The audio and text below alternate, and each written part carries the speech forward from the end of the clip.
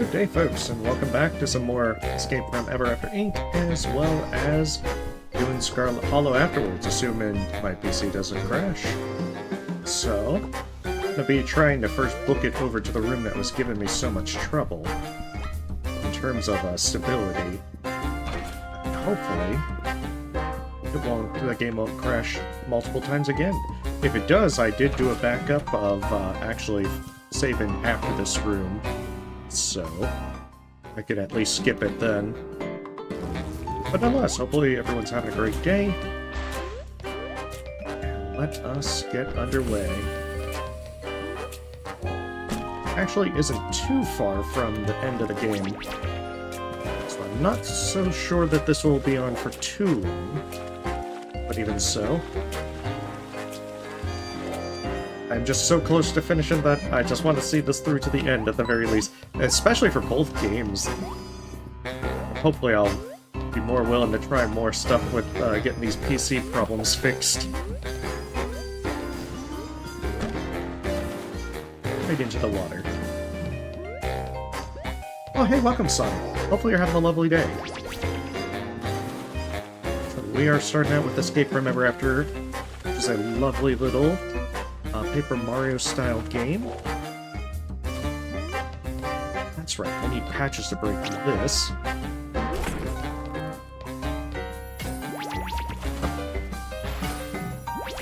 And Eva to break that.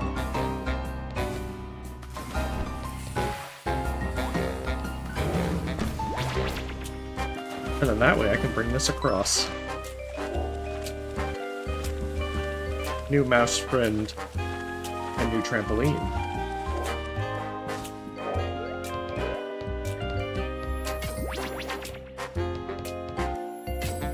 But otherwise, I'm just hoping that I can wrap up everything today. Fingers crossed. I don't know what it's also been that Scarlet Hollow also causes trouble now, with Renpai crashing. There's just a huge string of bad luck, it seems. Yes, toss the boba tea.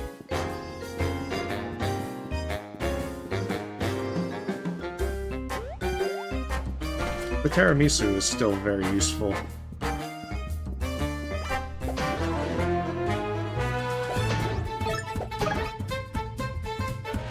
Okay, I've already searched everyone.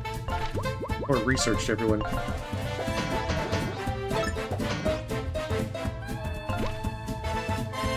I should be able to, yeah, I should be able to do Brew Rush on them. Oh, that doesn't count! It's not even above his head! I call shenanigans on that.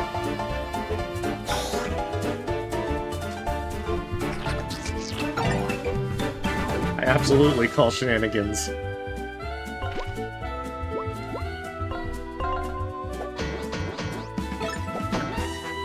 But whatever. Yeah, those wings can't be sharp, can they?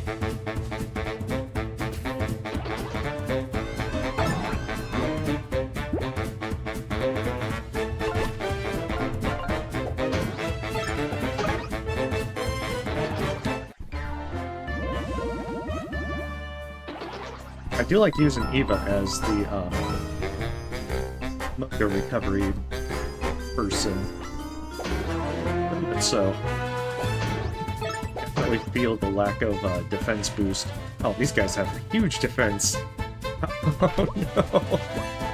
Okay, well, I can take care of them.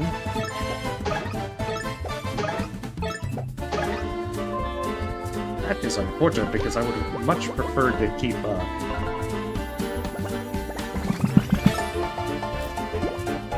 Eva to work on the tree guy.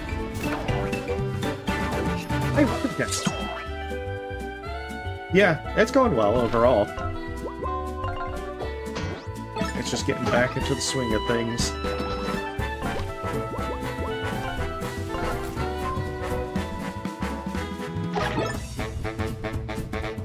Because Fang Feast goes through armor, so that makes it much more useful.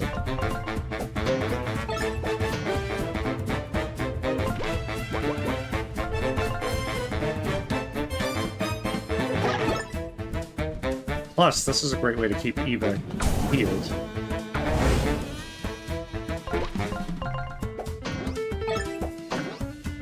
But yeah, hopefully your day's going well too, Kat. We'll see how everything plays out tonight. You know, fingers crossed. But I haven't had the best of luck lately with stuff. But I'm at least happy that it lasted as long as it did previously. These gonna be the rip-off prices? Yeah, that's the rip-off prices. But to be fair, I could really use the extra mocha points.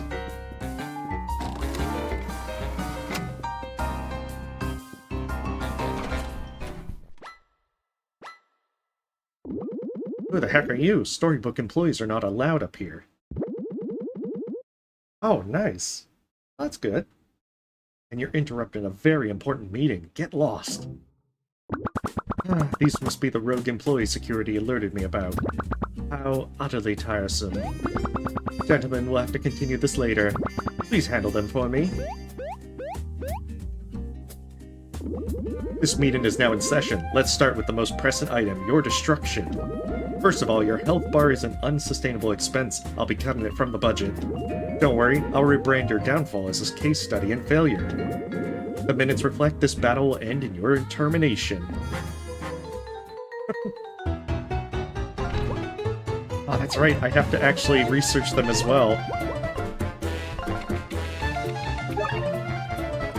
The bald board member. His briefcase is tough metal. When a board member falls, one of their colleagues will resurrect them after a couple of turns, trying to take them all out at once. I should probably put Patches in, just because Patches is my highly defensible fella. A fancy board member. Attacks with the white board. When a board member falls, one of their colleagues will resurrect them after a couple turns, try to take them all out at once.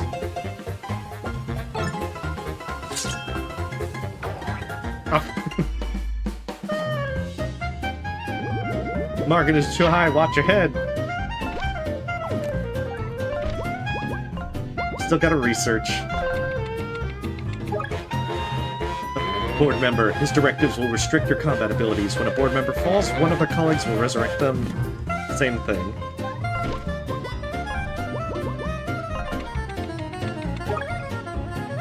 The oldest board member. Watch out for his budget cuts. Board member? Okay, it's the same thing.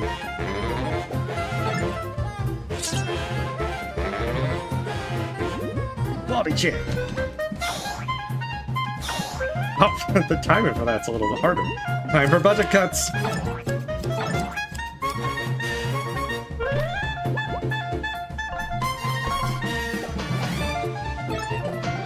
Oh, his briefcase is a shield! Rude! Oh, that's right.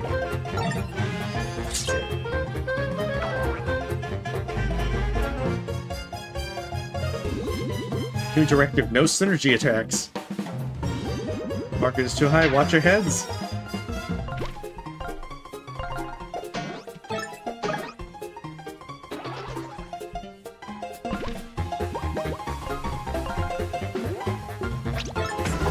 Yeah, I always seem to forget to do the, hold the spacebar. Time to pivot, quality check.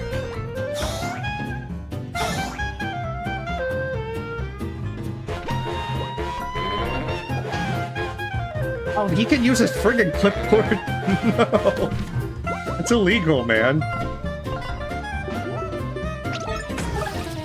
That is friggin' illegal.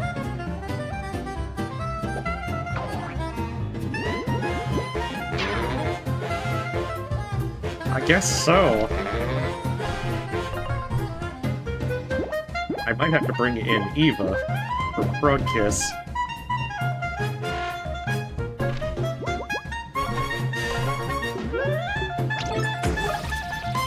I mean, the good thing is the tremor.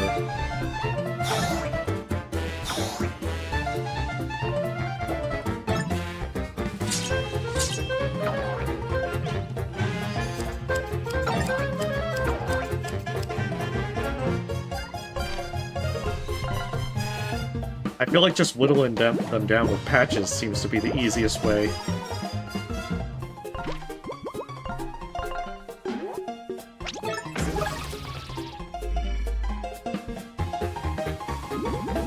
No items.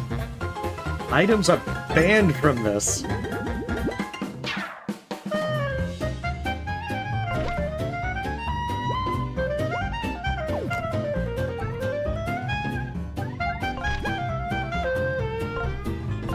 We'll do one more. They'll get us some mocha.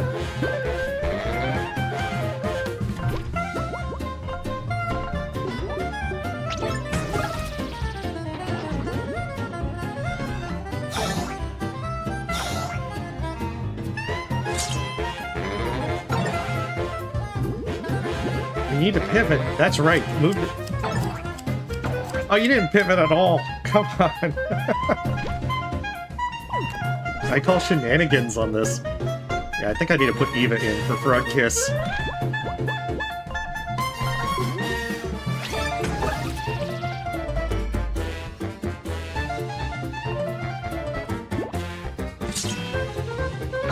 Oh, you can't have snacks. That's definitely illegal.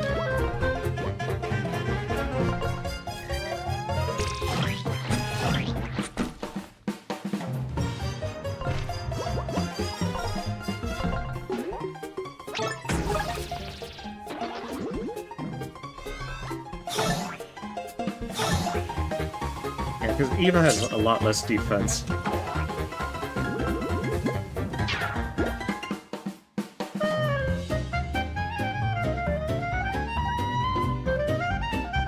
That's the thing, though.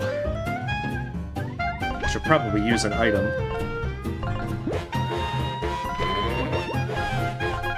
I suppose for full efficiency, I should have done patches first. No synergy attacks.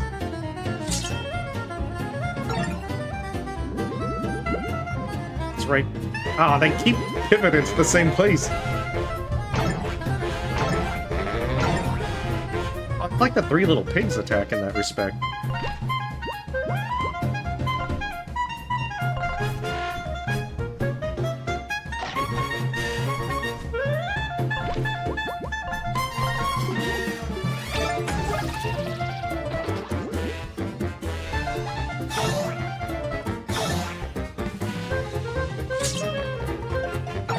It's not too bad.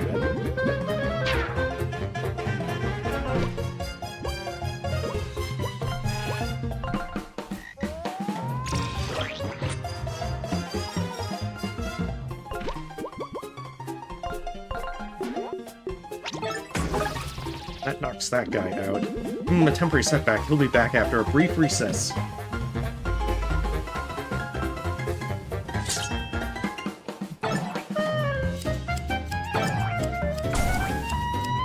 Oh, you can't set scissors on fire. That's definitely illegal.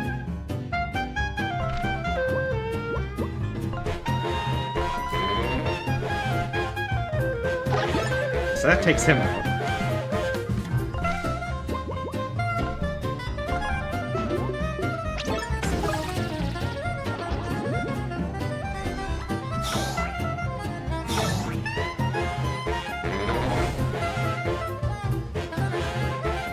So there's one of them with that.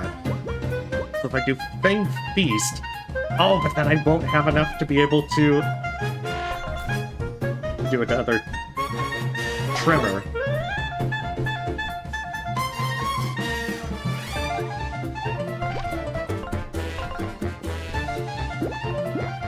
I wonder if they revive with full health, because if they do, then this will be a little tricky of a fight.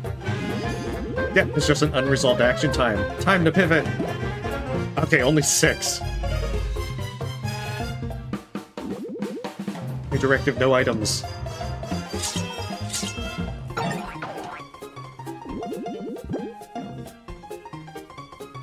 No, that's definitely not OSHA approved.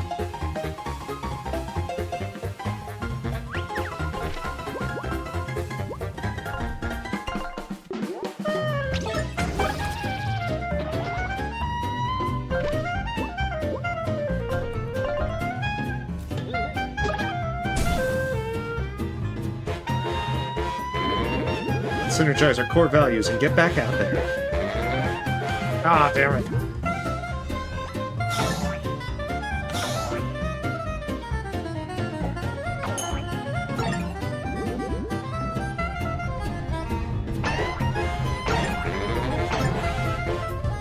We should probably get Eva out of here. I must say that Eva... Actually, Eva... Oh, that's right, Eva... Okay, I think I see what I can do. Tiramisu on Eva.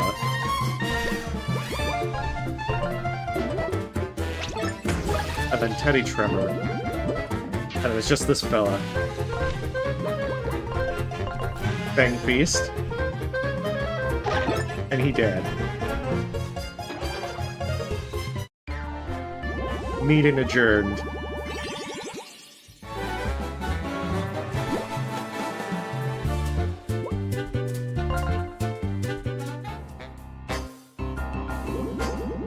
I'll delegate this loss. Fighting was never in my OKRs anyway. Cost-benefit analysis is clear. Fighting is a sunk cost. I'm out. Losses don't test well with our target demographic. I'm leaving. I don't really have anything else to add to all that. Whatever, I sit on 6 other boards. At least Walmart doesn't make me engage in combat. Sheesh. Good job, team. Well, those board members had more fight in them than I expected. And it would seem to me we've still got one final battle. The CEO is not going to let us waltz on up to the telepager hub unchallenged. I'm certainly not worried. The CEO doesn't seem like much of a fighter, you know? Oh, Flynn, you're a storybook character. You should know better. There's always a final battle, dear.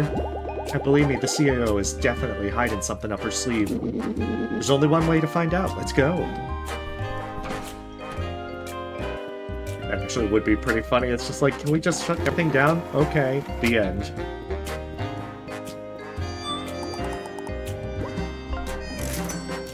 Oh, that's right. I actually just leveled, so I already had full health.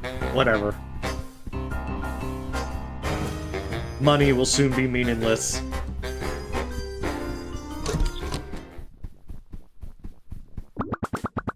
So you must have given the board quite a tussling. I'm not surprised. Oh, that would be even funnier. So why are you here? I assume you're not happy with your jobs? Jobs? We're not happy with any of it. We're here to shut down your storybook network once and for all. Hey, welcome, Goober. Are you then? That's quite precious. I should have known this day would come. Go ahead then, the stairs to the roof are right behind me, where you'll of course find the telepager hub. I'm sure you clever characters can find a way to shut it down. Oh, but there is one thing we must discuss first. Lady, we're not here to chat. We'll just head up to the roof then, if you're just gonna yap. Yeah, these kind of want attention. Ah, Patches, 3rd generation, right? A shame, really. I knew the copywriters in the marketing department got you all wrong from the moment we brought you to life. Between you and me, they don't really understand how to connect with today's youth. You're the result of their best attempt. A bit sad, really. You know, it's really messed up that Ever After Ink created a whole storybook just to generate some corporate mascot. Oh, is it Tinder? Then you certainly won't like what I have to say next. Let me tell you all a little story. I'm sensing a villain speech coming. I wasn't always the CEO of Ever After Ink. In fact, my beginnings were quite humble.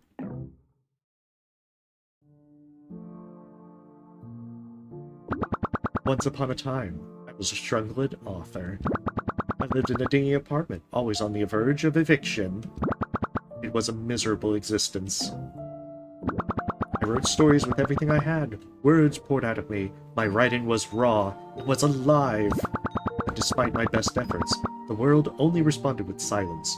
No one read my stories. No one cared. Still though, I wrote from the heart. Years and years trying to make a living. Failed book after failed book. Until one day, I had an idea.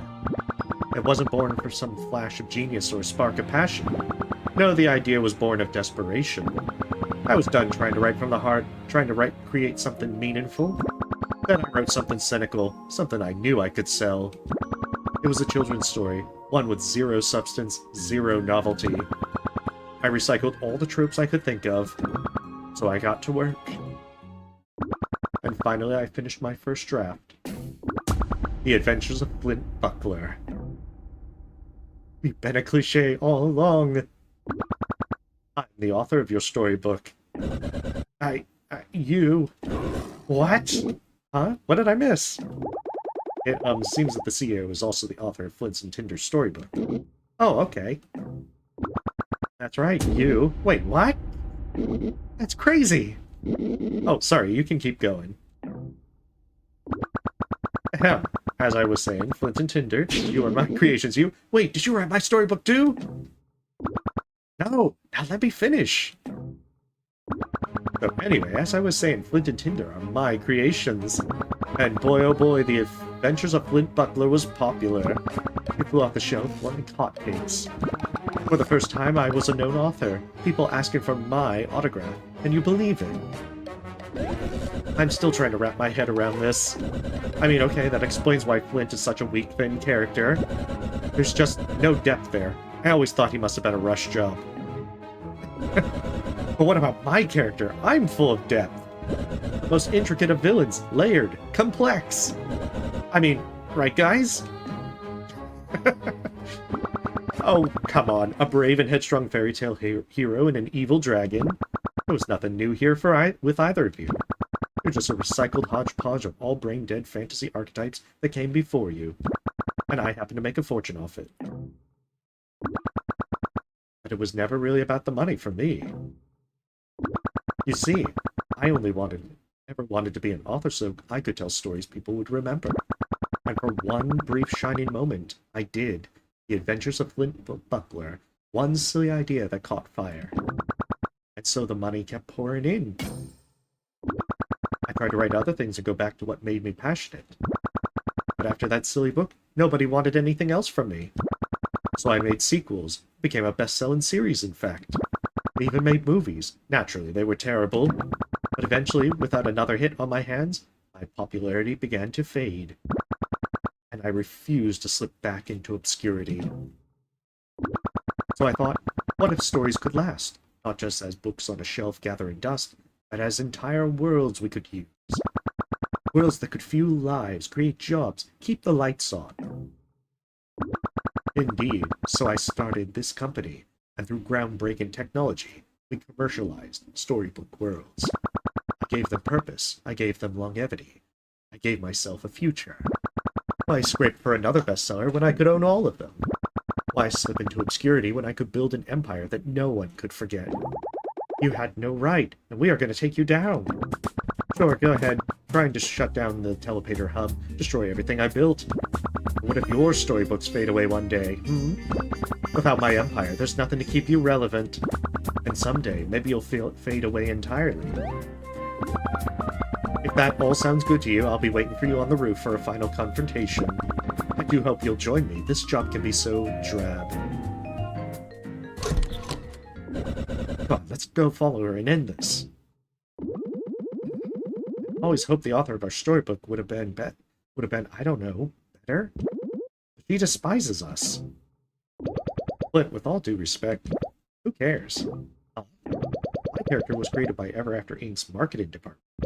I've always known that. It stopped bothering me. We're here. That's what matters. He's right. I was the villain in my story. Just some evil witch of the woods. I slaved away for years at Ever After Inc. trying to make up for that fact, trying to prove I was more than a villain. Turns out, I didn't need the company to prove that. Our storybooks don't define us. Yet, apparently in my story, I'm not even really a musician. Look at me now, I'm the greatest musician all the storybooks ever written. You're not gonna say anything to that. And Flint, according to the story she wrote for us, we're destined to be mortal enemies forever. And now? We're colleagues. You guys are right. Time and time again, we've seen that our stories don't define us. The CEO may have created us, but she's not going to write our ending. The telepater hub is on the roof, through that door. Let's do this.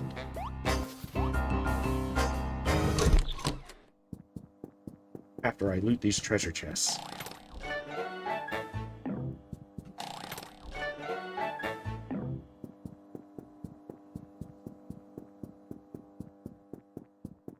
Let's commence with the final battle. See this through to the end.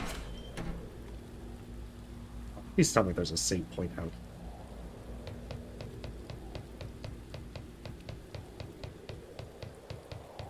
Good. I really want to have to do the conversation all over again.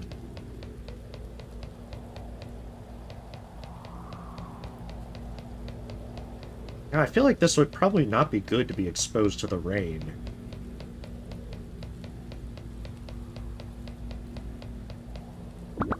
How interesting. After all I just told you, you still persist with your silly little mission. Behind you is the telepager hub. It powers all telepagers throughout our storybook network.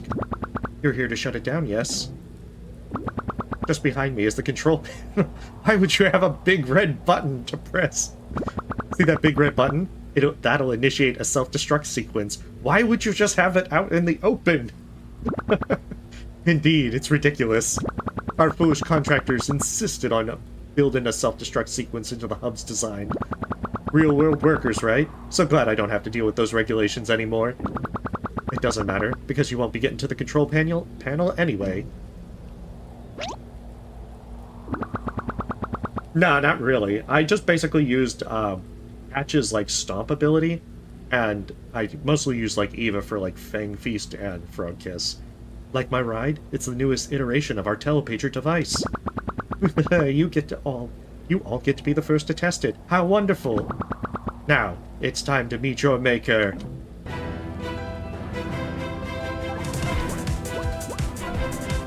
Oh, she has hands. The CEO's destructive combat vehicle, a culmination of Ever After Inc.'s telepager and weapon technology.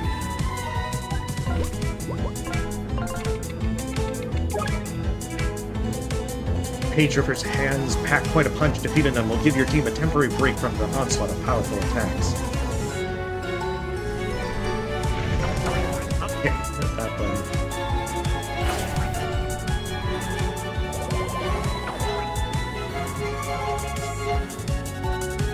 one. Okay, so it does both hands. Beautiful.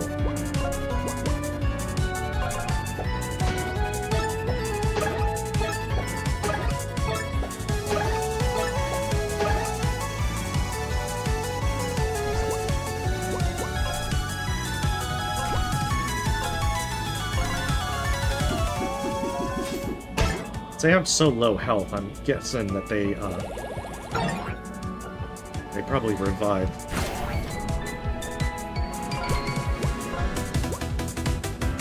Oh, I see, it's floating. I just wouldn't be able to take it down.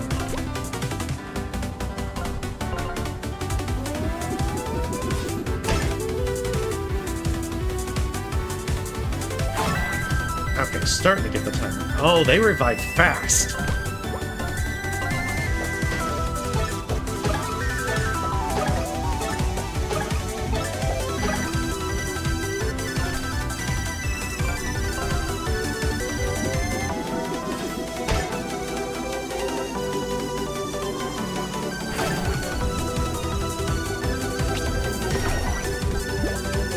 When they heal! Rude! Super rude.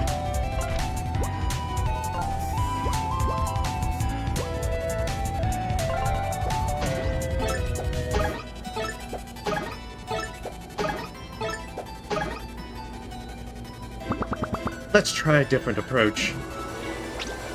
Hey, you can't steal my books. We could use a change of scenery, don't you agree? I do not agree. Oh, hey, welcome, dog. Now let's see what we got here.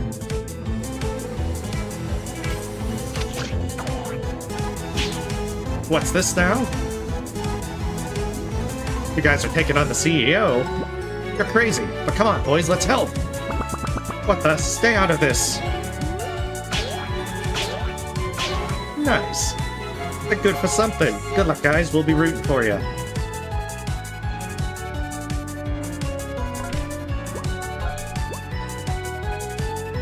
I think the poison is offset in like an armor boost.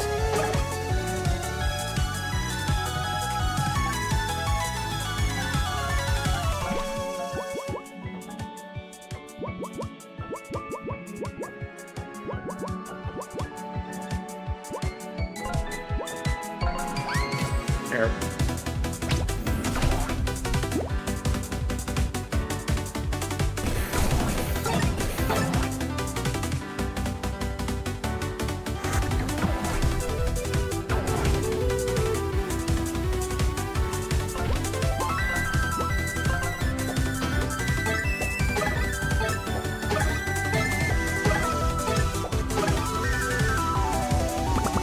You are stubborn, I'll give you that. Let's get out of this place. Wouldn't want too much of a home team advantage, would we? I think Grandma was the one that gave me the most trouble, but I saw the flaming cookies pretty early, so I barely lived, but I did get through it. Oh, we got help! Oh, look, bros, it's the CEO. I'm no fan of Flint and his gang, but they did help us find a new place to live. Never after Ink completely dumped us. Let's get her! I concur, brothers, and her mech looks positively embarrassed next to ours. Where's the heart? Where's the artistry? Good thing we got this thing up and running again. It's time for new management. Attack! Nice. How dare you!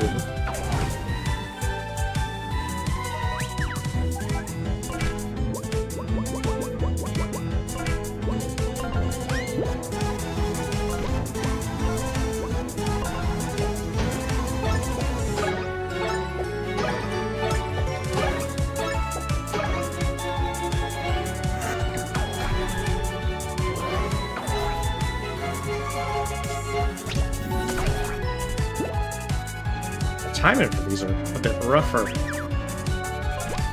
I feel like just Flint blitzing down the CEO is my best strategy.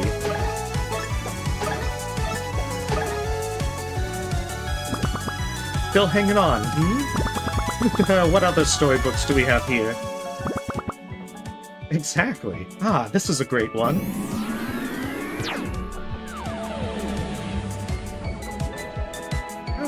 Inspeak.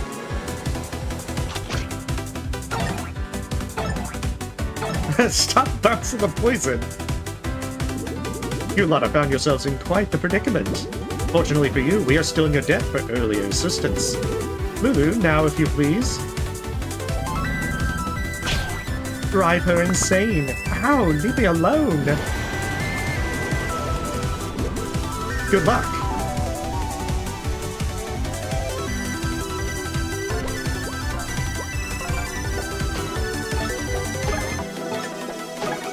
Yeah, because I feel like I have enough healing items, so I can just ignore the hands.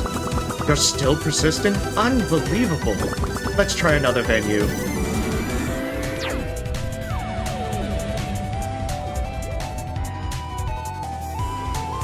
I'm guessing Silver comes up and helps. Ahoy, mateys! Alright, be the saltiest crew of sea dogs I ever sailed with. I knew you could handle fighting the CEO. Still in your debt for your help earlier, aren't I? Alright, you devil, this one's for Captain Blackheart. Who even are you? Silver's just a little drunk. He doesn't even know he was fighting.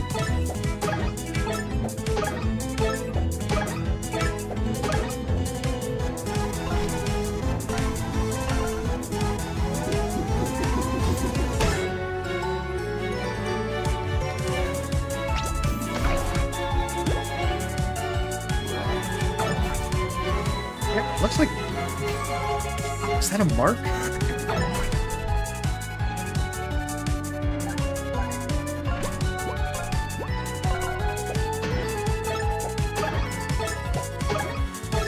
It doesn't look like the mark debuff. It's just ridiculous. Die already!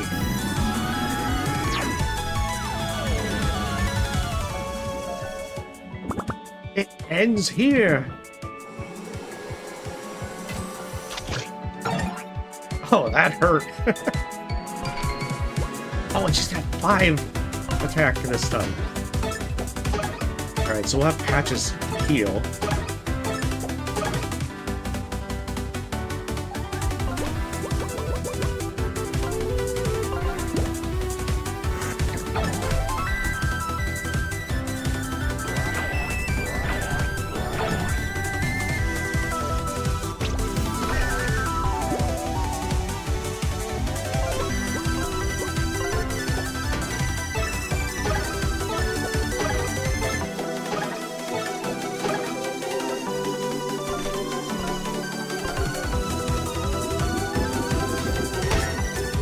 There we go. Probably can run them this way.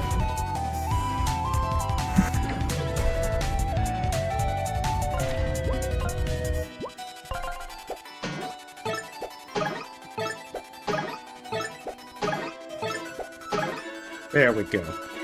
Unless we're gonna also greet the hands. No, no, no, no! How can this be? You can't defeat me! Arg! Rebecca's got a bit of power left, and you still have one more storybook. We're gonna have Grandma show up to help us. Oh no, maybe Mr. Moon. Alright, you've zapped us around enough. It's not gonna save you. You've lost. Give it up. I know the storybook. Yes, your branch manager, Mr. Moon, is from here. I'm glad you held on to this copy. Because it's the perfect place. The perfect place to trap you forever. My, that was the only telepager in the story, wasn't it? Looks like I'm your only ride home. Too bad, I'm done giving rides. Now, to just point this thing at myself. Wait, you can't! I'll be taking my leave now. Back to the real world for me. So long! No! What on earth are you doing? We just sent them back to the real world. Everything must eventually come to an end. It's ever after Ink's time now, and as such, it's mine too. What does that even mean? Wait, we can talk about this! Where are you sending me? To hell! I've got this new book, Dante's Inferno. Flint, finish the job. It's never the network. It's the right thing to do. Oh, that would be terrible if he actually did have a copy of, like, Dante's Inferno. I think we did it. It all happened so fast. Was that Mr. Moon who jumped in last second? Mr. Moon saved us. That means there's just one thing left to do here.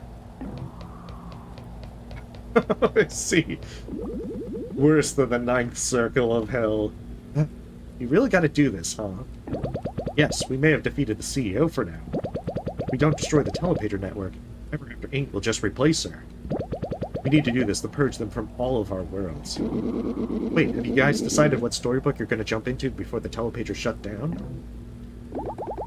I guess I'm going home. Same, I can finally reclaim my castle. I'll be heading back to Happy Hollow then. My friends must be missing me. What about you, Patches? I obviously can't go home. My book doesn't even exist anymore. I've been thinking of jumping back into Treasure Cove. The tropical air, the constant adventure. Yeah, sounds about right for me. I guess this will be goodbye then. There will be time for final goodbyes, but come on, we gotta start the self-destruct sequence before someone else catches on to what we're doing. Right. Self-destruct sequence initiated. The telepager hub will be destroyed in T-minus 30 minutes. Come on, let's go. Wait, we gotta notify everyone that the storybook network is shutting down. Otherwise characters will be trapped forever in the wrong story. Give me 1 second here. Alright, message sent. You know, what if they're like on their lunch break and they don't get the message? Yeah, how... Do they even have their books? Oh my, the telepager network is shutting down. I must get home then. Wait, I also want to go home. Ah, I just know this was Flint and his team. I trained them well. I guess I'm unemployed now. Time to go back to pillaging and plundering.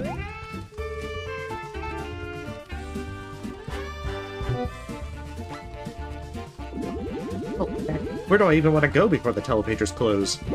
So many options. Just stay here, it's nice and warm after all. Yeah, well if them telepagers be closing, I'm not staying here. I need being a pirate. Man, I'll saunter off to one of them romance books. I'll find myself a loved one yet, yah-ha-ha! I'm definitely getting out of this place. Oh hey bud, did you hear the news? You bet, I was just heading to the telepager. Are you guys thinking what I'm thinking? Heck yeah, we're going someplace warm. Let's get off this frigid planet. Lead the way.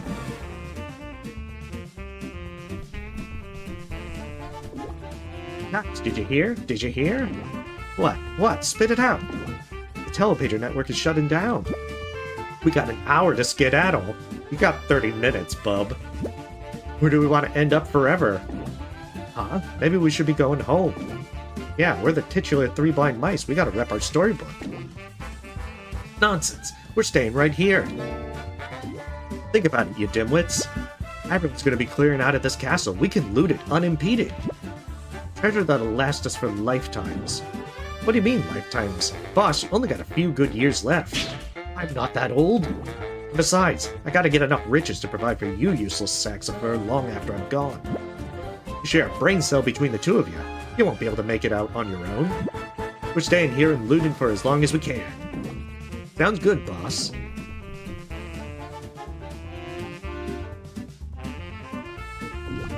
Phew, planting all these sprouts is hard work. Do they really expect us to replant the entire forest? But you're whining. I'm the one truly suffering here. I'm simply not built for this kind of grunt work. How dare those pesky unicorns subject me to this? Since ever after Ink fired us, we gotta earn a living somehow, little bro. Did you hear that all the telepagers are shutting down? Ah, well, good riddance, I say. That blasted company deserves to go under for what they did to me. Hey, no slacking off! Because they share a brain cell. Grandma, I'm home! This time I'm home for good. What? You lost your hood? No, Grandma, I've come home forever.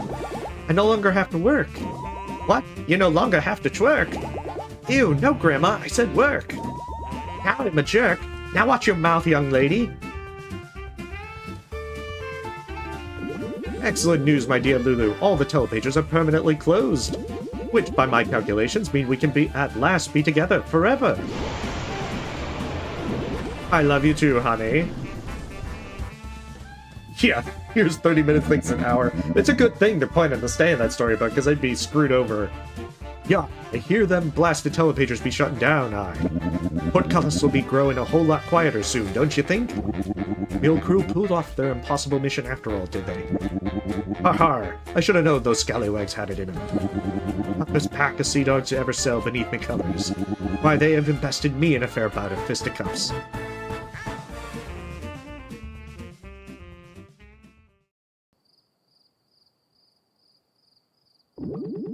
It's really over then. Flint and his gang managed to shut everything down. And now this little world is ours again. At least, until everything. Do you think Flint did the right thing? Yes, I think he did. And I think we're making the right choice staying here together. All stories are meant to end. I'm just glad my story gets to end with you, in such a peaceful place. Always, my love. I'll cherish you until the very end.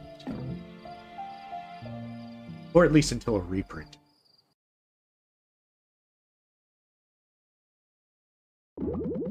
Okay, team, I guess this is it. Let's say our final goodbyes before we go our separate ways. I'll go first then. Guys, it's been real. I'm gonna miss you all so much. Even you, Tinder. Well, I can't deny you kept me feeling young. And seriously, everyone, thanks so much for helping me find purpose. I may not have my own storybook to return to, but I'm ready to embark on further adventures. That's why I'll be heading to Treasure Cove. I just know you'll thrive there, honey. Thanks, Eva. Good luck, everyone. Peace.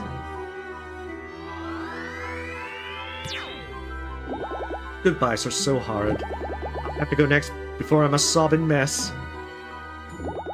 I loved my time at Ever After Inc. I thought I was doing good things there. I'm so grateful that you illuminated the truth for me and that we could set things right. I'm going to go back to my homeworld now, where I used to be a villainous witch. I hope I can set things right there, too. Well, we got off to a pretty bad start, huh? Burning your plans and stealing your key to the Forbidden Library. I felt really bad about that. I'm so glad we became friends. I'll water on the bridge under the bridge now, hee hee. Good, because those plants were an eyesore. They soured the entire throne room. Hee I'm glad I got to do that one more time. Goodbye, Flint Wolfgang Tinder. I'll never get used to that. Bye, take care.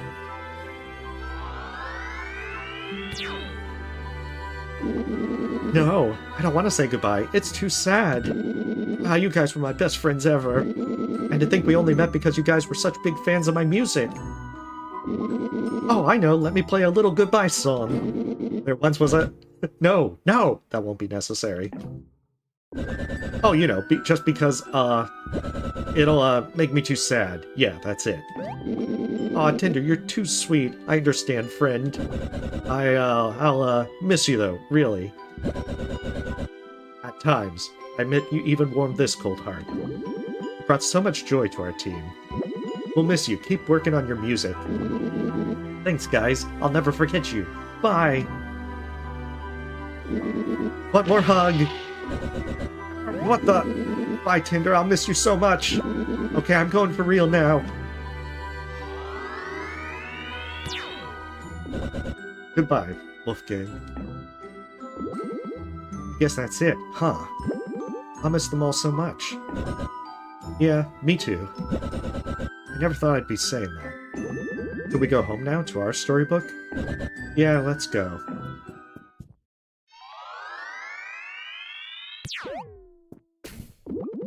Home sweet home. Indeed, looks like everyone is cleared out. Castle. Is it finally mine again? I guess we'll see. Let's have a look around, shall we?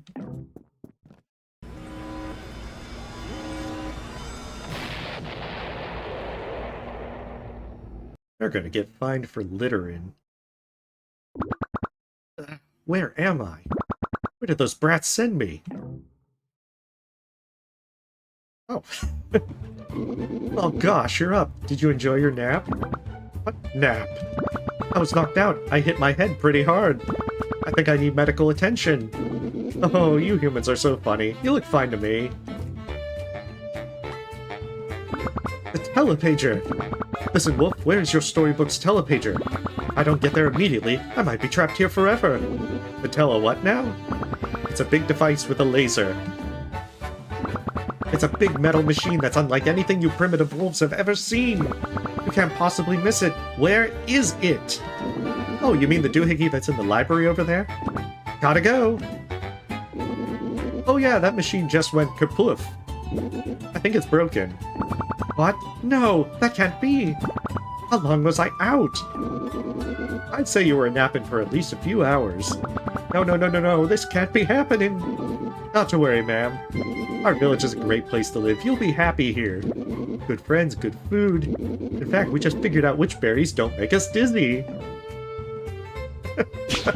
No! Very dramatic no. So, do you like berries?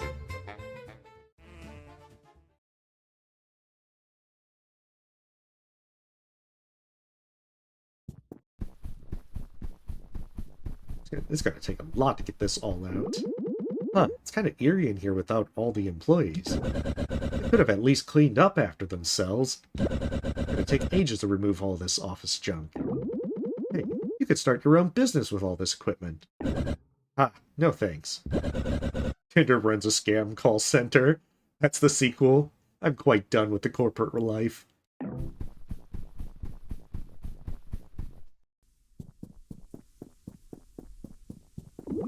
So, what are you going to do now?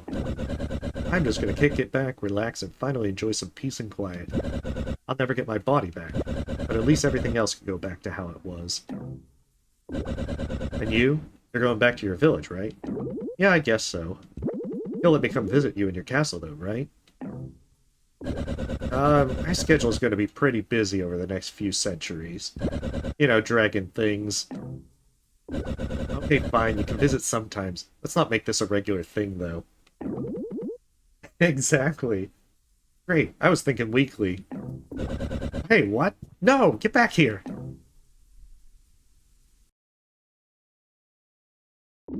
Yep, looks like the telepagers are totally inactive. Good riddance. I hope everyone's settled in okay. I miss them already. I guess that's it, huh? Kind of anticlimactic. Yeah, locked off from all the other storybooks forever. It's for the best. Flint! Tinder! Oh. We're here! So glad we made it in time! And that we watched you just walk around the castle for a bit. All the while laughing behind your backs. Ow! We came back so we could all be together, right before the telepages closed off. All of us made the same decision independently. Yeah, we're here for the long haul. I don't even know what to say. I can't believe it. Naturally, Tinder will be needing a place to stay. And you definitely have a few extra bedrooms in this place. Ooh, I call the biggest one. Can't I finally just get some peace and quiet? Huh. Guess I can make some room, temporarily. Tinder's gonna have to start a new business for her new employees. As Tinder just looks up there and is like, not you three, though. Yeah, that was a delightful game.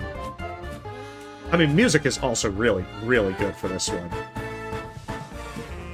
Yeah, it turns out that they can't actually remove it.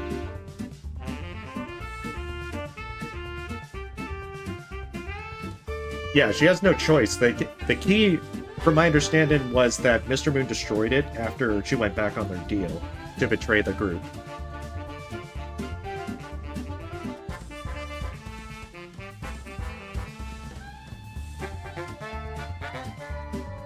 Yeah. And that's to drive home the point that, you know, despite her betrayal, you know, she actually did care and made a sacrifice to help them.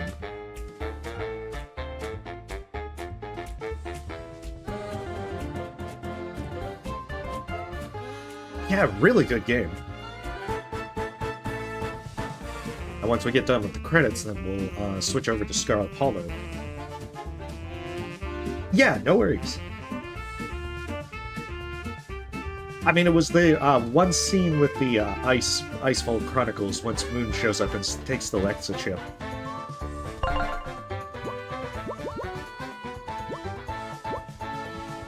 Alright, let's switch over to Scarlet Hollow, and hopefully everything will be stable.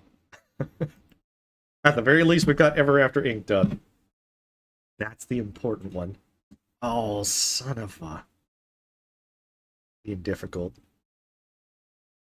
Alright, give me a few minutes. Not sure why it's been doing this. I'm going to try one thing first with verifying the files. But ever since episode 5's come out, it keeps having files get corrupted in Scarlet. And I'm not sure.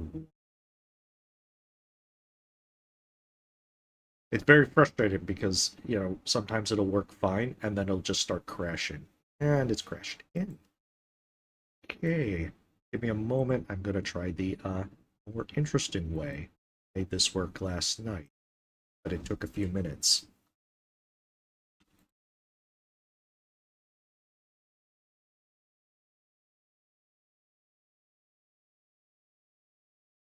I do not know why it's been causing problems with them. But as soon as it's all reinstalled and everything, we'll try again. If it, I mean, I wouldn't be adverse to a sequel with Ever After Inc. I'm just not really sure how you would get that to have a sequel that would be meaningful with that sense, because, you know, having like another company spring up and do pretty much the same thing would kind of just be retreading old ground. So, you know, if they have a new story that would actually justify a sequel, then yeah, that'd be a lot of fun. I just don't see how they would easily do that with reopening the telepagers and whatnot.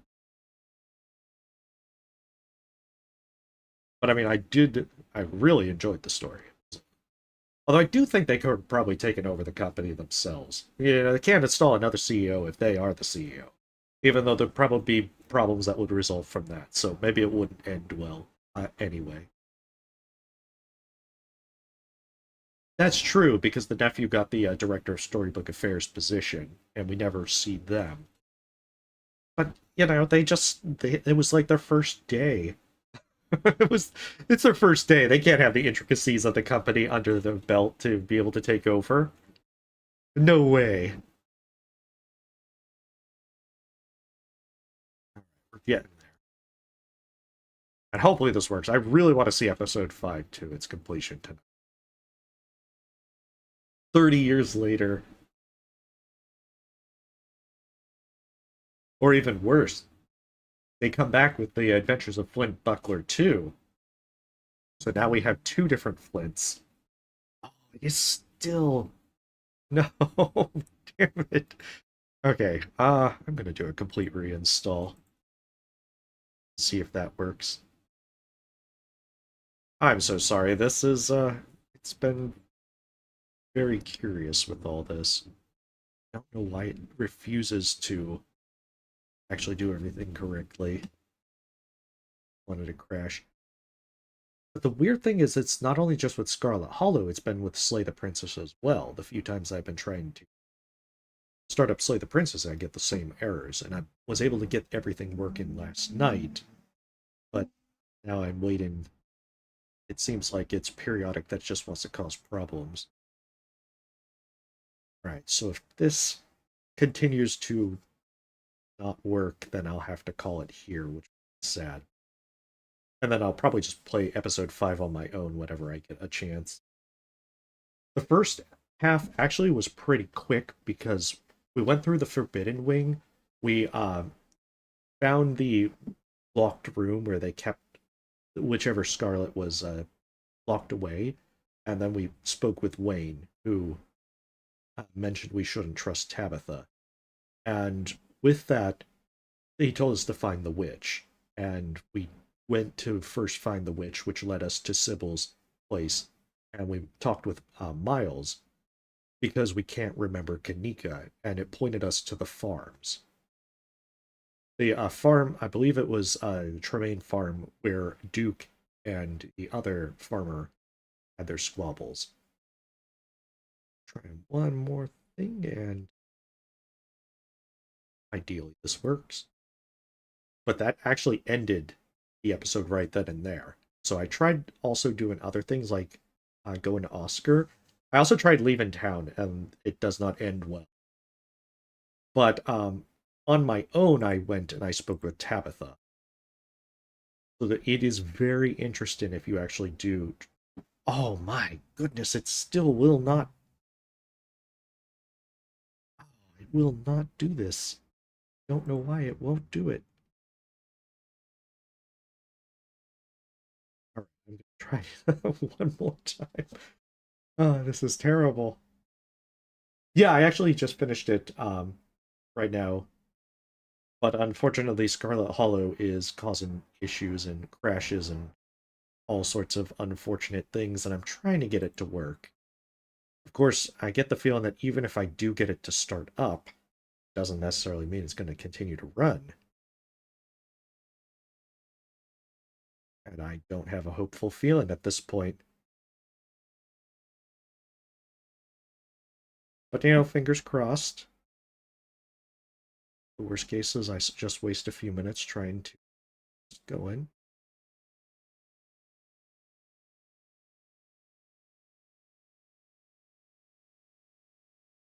Yeah, maybe I should have tried getting this, ensuring that this actually ran. It's not. I've verified the integrity of files like multiple times. I've reinstalled it at least twice now.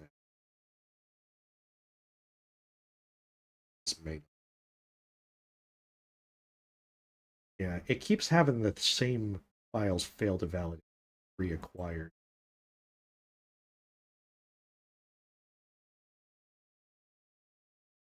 Is it possibly starting? Like, it makes it look like it wants to start up, and it does not. Oh, is it actually starting? Oh, it might actually be started. Of course, that doesn't necessarily mean it will run. If we get the error page, then that will be bad.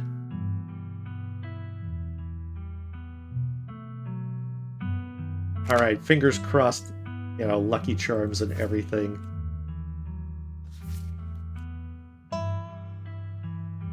Okay, so... That's right. Okay, Friday morning, this is where I had my actual saves. But I think this was the one with Miles. I really want to go and see Tabitha as well, because it's a really good scene. Let's see if, as you make your way along the sunlit dirt road, you feel it tingling at the back of your skull in urgency, almost like a hand pressing you gently forward with the threat that it might become more forceful if you don't comply. Like so much crying that can only stop if you tend to it. The feeling is strange when you try to examine it more closely.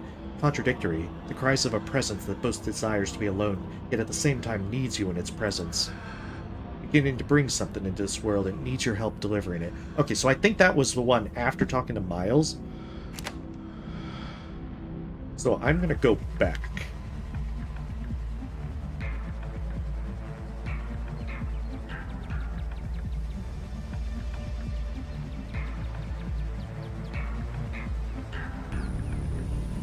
Curious as to who I can actually trust.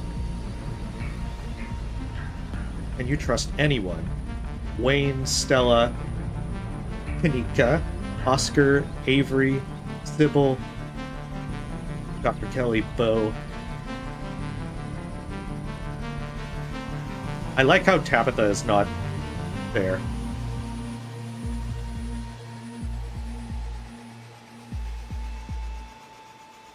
I need to see Tabitha. Maybe there's an explanation for what I've witnessed. You need to see your cousin. She's the only person who can possibly offer a satisfying answer to the horrors of this morning. The events of this morning beg for an immediate confrontation. By the time you notice where your legs are taking you, you're already en route to the Scarlet Mines. Yeah, we can really technically only trust Dustin. You stumble down the road, your panicked thoughts directing themselves like a pointed arrow. Things will make sense again, just as soon as you get where you're going. I was actually able to convince Tabitha on this save when I was fooling around, but I forget exactly what I did. I may save to get that outcome, because it actually was a really interesting outcome. There are no picketers outside the mine today. Picketers. The only sound is the constant low industrial clanking of unending productivity. The only sign of life, the low, slow-moving machinery beyond the rickety chain-link fence. Scarlet Hollow mines are ticking along, as they always have. There is nothing here to stop you from seeing your cousin.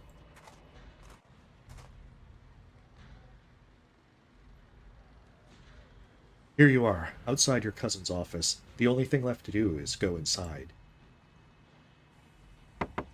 You walk up to Tabitha's trailer and knock on the door. You wait for a moment. What is it now? Come in. You enter your cousin's office to find her seated at her desk, shotgun in hand, eyeing its mechanisms with focused intent. You're more than familiar with this firearm. It was only last night that you saw your cousin use it to deadly effect.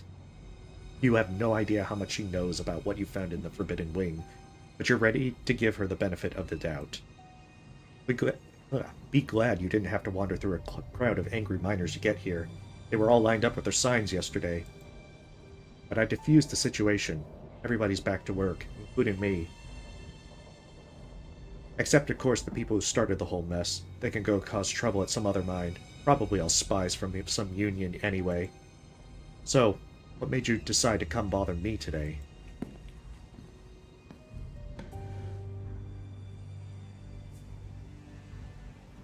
Start crying.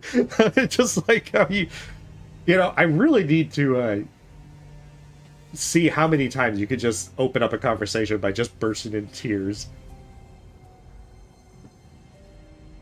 Let's see, Tabitha, I wound up in the Forbidden Wing this morning. There are things I found there that you need to know about. You what? But I... Tabitha's eyes dart away, her pale cheeks losing what little color they had. What did you see? I found these letters from your dad stashed away in a drawer. Give her the birthday cards. My dad? But why would he? No, you're wrong. He's never sent me anything. He's not that kind of person.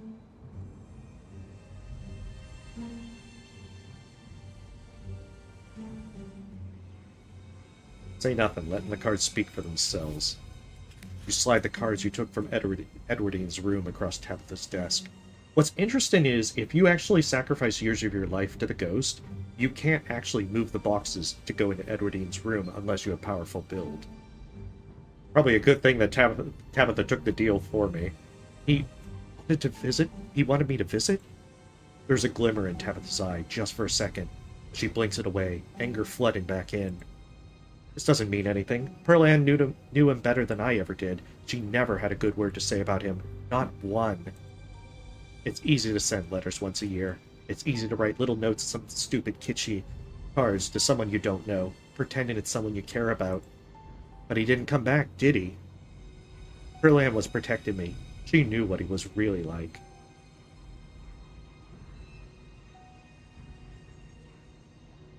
What if she didn't know better? What if he's still out there? What if he wants to see you? We could find him after the funeral. Why? Why are you doing this? I haven't thought about him in so long. I was over it.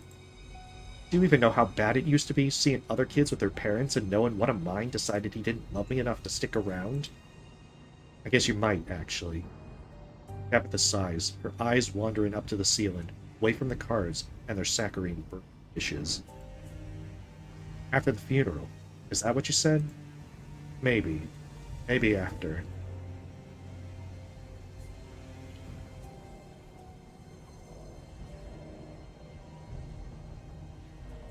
There was a cell, Tabitha, in the Forbidden Wing.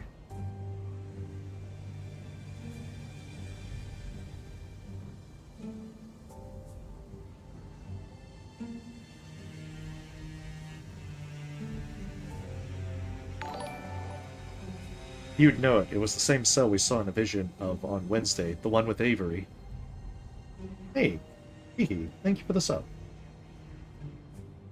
Avery? Wait, hold on, you're taking what we saw in some dead guy's dream as evidence?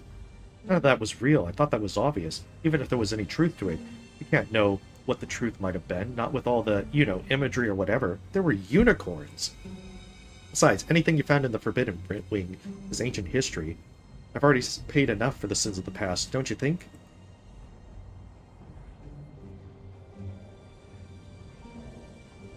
I think those stone carvings we've been finding are part of some sort of curse or ritual, or both. Fill Tabitha in on the stone you found last night, the one that gave you the vision about Teddy. The visions feel important. Something is slowly being communicated to you, but you don't have enough of a picture to know exactly what. She's holding a shotgun. Ready to go. If you actually try and rush her, she will shoot you. So you're suggesting there are more, and I assume implying that we should go looking for them. Do you want more seizures? You want brain damage? What if the next one gives you an aneurysm? You don't know. And that's ignoring the fact that there's always some insane nonsense going on around them. That's also bad.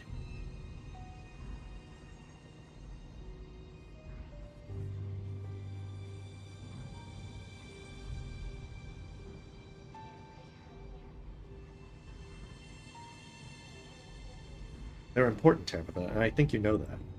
Tabitha is silent for a few seconds, slowly formulating some response. Think whatever you want to think, but I'd rather not spend time and energy preoccupying myself with a bunch of old and buried rocks.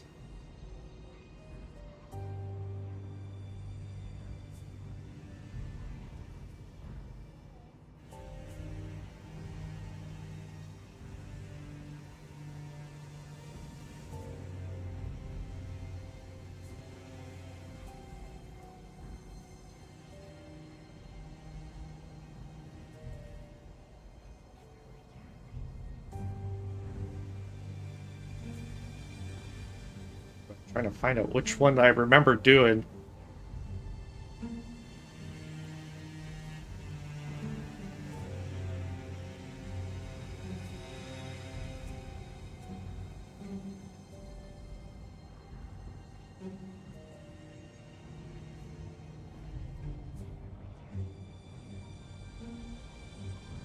This place is cursed, Tabitha. I'm just trying to make things right.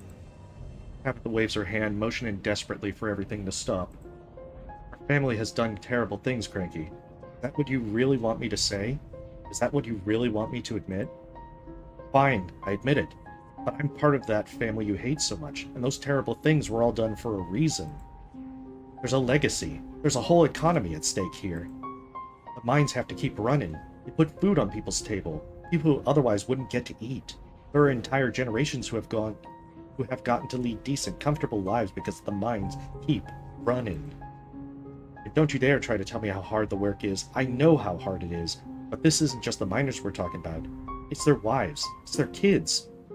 Every single person you've met this week, even the ones who hate me, all of them depend on me keeping their minds running. And the only way they've kept running has been through the suffering of a handful of people, a handful of Scarlets. Tabitha's voice has become gradually quiet, mournful. Isn't it worth a little bit of pain if it keeps the wheels turning? Just for another decade? Or two? Just a little longer. She slides slowly down in her chair, deflating, as if collapsing under some weight. She lets out a long, pained sigh. Fuck. Fuck! Forget about all this. You need to find the rest of those stone carvings, right? And know where to find more. We'll go together. The last two Scarlets, right? She can't hold it together anymore. The cracks in her facade of icy stoicism has become too much. It breaks completely, and the tears finally flow. I guess I didn't realize how tired I was, dealing with this on my own.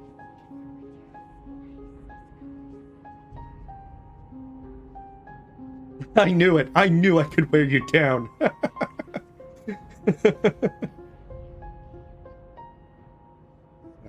It's okay, you're not alone anymore. Tabitha glances away, hiding a fresh bout of tears. Stop being all nice! I can't stand it! Come on, we're going. You leave your cousin's office together. Your usual tense posture is melted into a furtive exhaustion. The look of a cornered animal at the end of a hunt, ready to strike out and defend herself with all she has. You start towards her car. But you don't make it 2 steps before you've met with an unfortunately familiar face. Hey, excuse me, ma'am? What do you want? So sorry to bother you, Miss Scarlet, but I was actually here to, you see, I'm here on police business regarding Cranky. Could you speed this up, please? I'm here to apprehend the suspect. Quick, you'll never take me alive! The suspect. My cousin. My cousin. Officer, I assume you haven't somehow forgotten who I am in the last 2 seconds?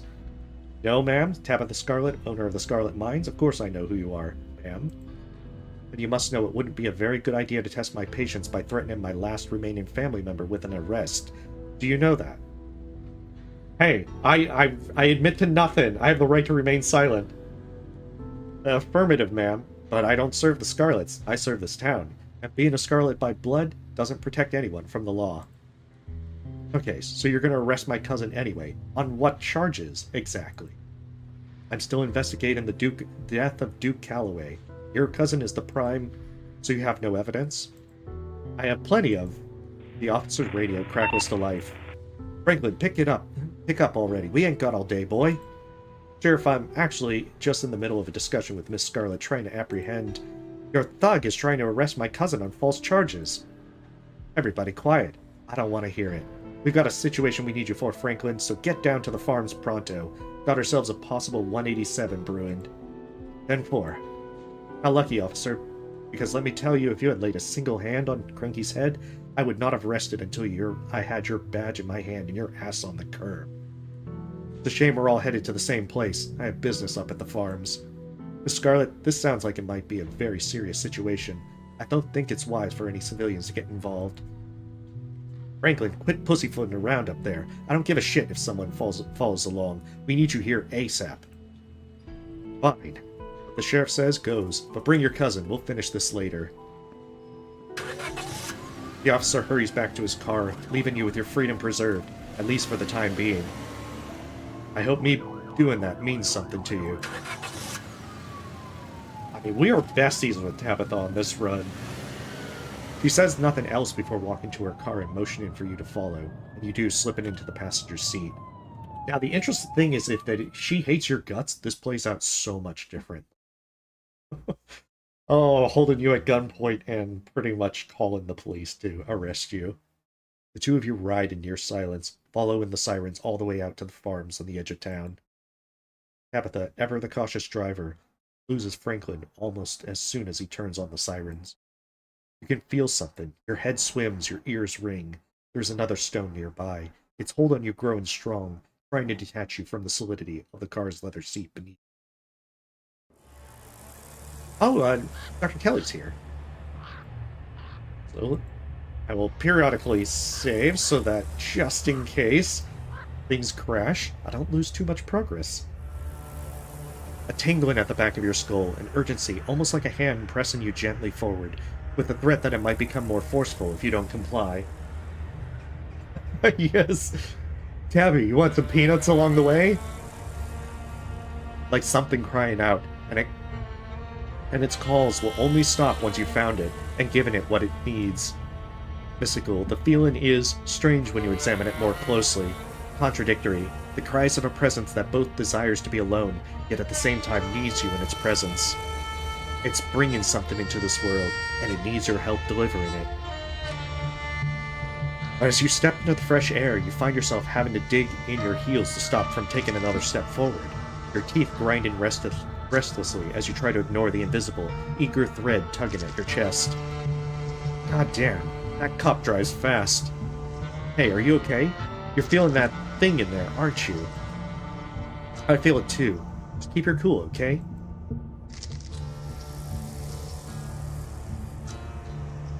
No can do, Tabaroonie.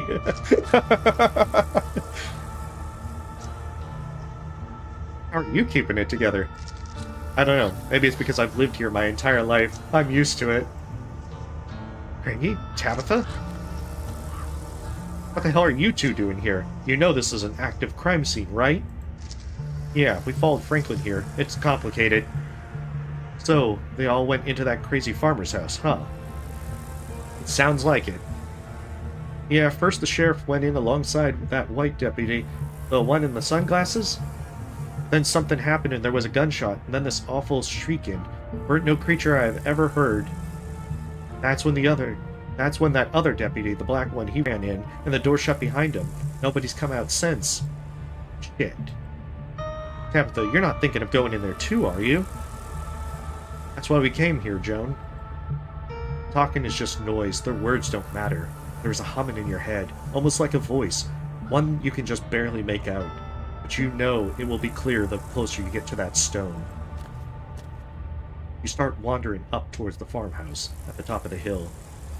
Hey, Cranky, slow down. It's dangerous in there, remember? Oh, come on. Cranky, stop! But you continue forward. You barely even notice your hand slipping over the doorknob. It's gonna be alright, Irma. We'll get Bo out of there, I promise. And now you're inside. Oh, well, that is certainly something to see. Sheriff Hugby dangles in the middle of the room. An axe attached to some strange mechanism in the ceiling is embedded in his face, holding up his corpse in an imitation of life. Jesus. Careful, Joan. There are traps all over the damn place. This old guy really is crazy, huh? Who the hell put something like this in their house? Past the body, you can see a giant pumpkin through the door to the garage, cracked open, its guts strewn across the floor, seeds dotted across the hardwood like a trail of breadcrumbs, leading to the basement stairs. What the hell is going on here? Derrickson, is the doc here yet?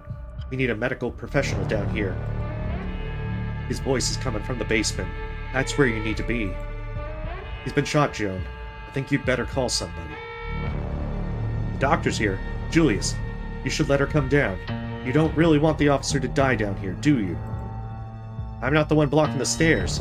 I'm not the one you gotta convince. Won't be blocked for you. The stone wants you here.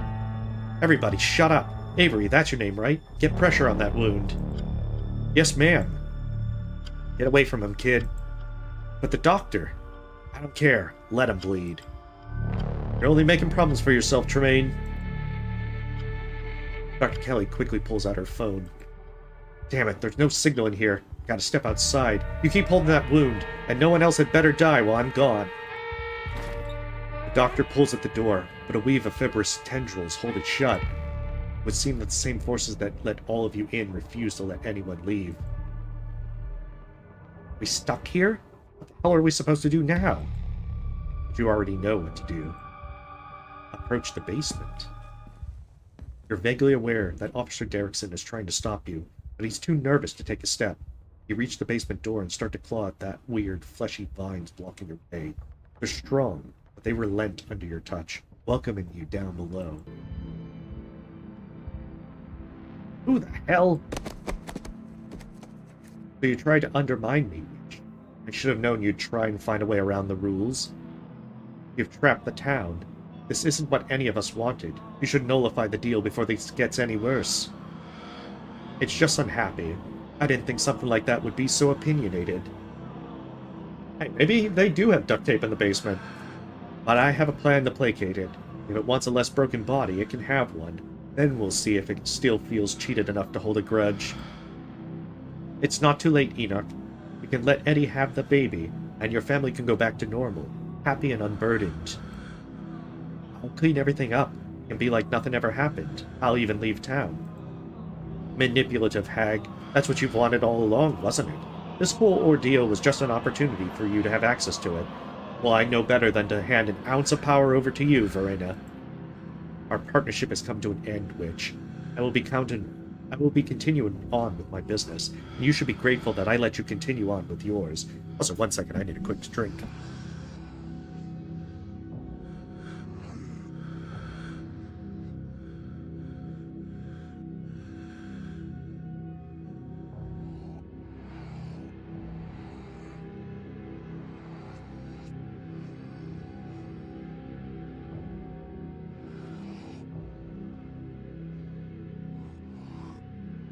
There we go. Started to realize that all that talking was going to, throat dry. One of these days, Enoch, someone will be strong enough to do what needs doing. I can wait. I can wait a long, long time. Hey. Everybody still alive? Tabitha coughs. I think I broke something. Yeah, me. You have to fall right into the gunshot wound?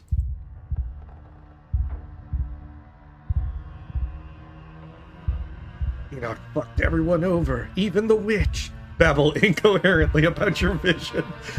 I wish that was a mystical option, then I would have absolutely taken it. Saw it all. My family. The witch. Witch? Which witch? Damn it. Did Sybil send you? I knew it. Wasn't happy with how much he already fucked this up, huh? He's still got more bullshit left to pull to ruin my life even more. All that ends here. I'm getting what she promised me. Whatever she sent you for, I'll shoot you before you do it, so don't even try. Hey now, nobody has to get shot. Nobody else, I mean. Sorry, Franklin. What are you sorry for? You weren't the shooter, or the one who got shot? Oh, that is definitely a sight. Your vision finally focuses, and your mind is once again your own. Avery watches you furtively from across the room. The man, Julius, holds a gun in a silent threat. Franklin clutches at a nasty wound on his side, blood spilling out onto the dirt floor of the unfinished basement. And in the corner is Beau. Something is attached to him, the source of the awful noise. It stutters with pained inhalations. Beau is still breathing, but he doesn't look well. The stone brought you here, and stuck you in the middle of another nightmare. Cranky, we can't get to you. The door's sealed shut. Even as she yells to you, her voice is faint, barely audible behind the now thickened roots and vines that block your escape. Let's bring the Scarlets up to speed, Julius. They look a little shell-shocked. Where do I fucking begin?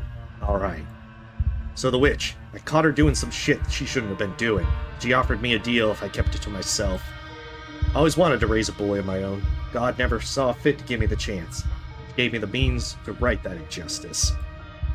Only it obviously didn't go quite the way it was supposed to. Calloway's interfered just like always. Made it so I had to hitch him earlier than he was ready. He came out hungry. Too hungry for me to handle. If it was born from the pumpkin, that would probably explain why it was so big. He kept trying to get at me, so I had to hole up down here. Been stuck since fucking Wednesday night. Damn roots won't let me leave. They've clogged up the drain, so I haven't been able to call that witch and get her to make things right.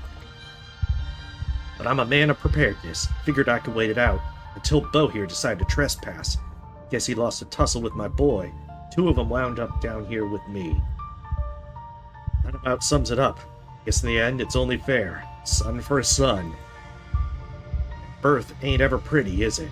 It's not like doing it the old-fashioned way, is all sunshine and roses. Just hope he winds up looking more like a person when he's done cooking. So you blackmail a witch for her magic beans so you could grow a boy? You thought that was going to work out for you? I'd watch what you fucking say to me.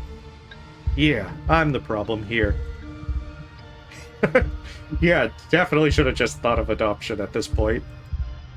I don't give a shit about your story, Tremaine. None of that gives you a reason to shoot a cop. Self-defense, castle doctrine.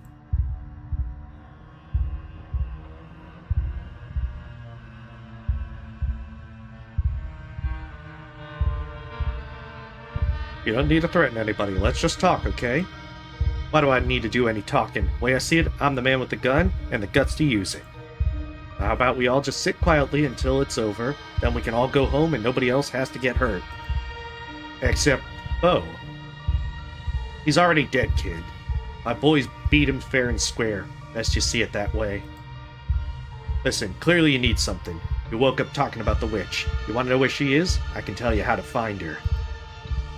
If none of you does anything stupid, then I'll tell you what you need to know. Sound fair? Conversation is interrupted by Bo shifting uncomfortably as the creature lets out a guttural moan. So what? We're just supposed to just wait until the cowboy kid dies? That's exactly right. My kid gets born, and we all forget this ever happened.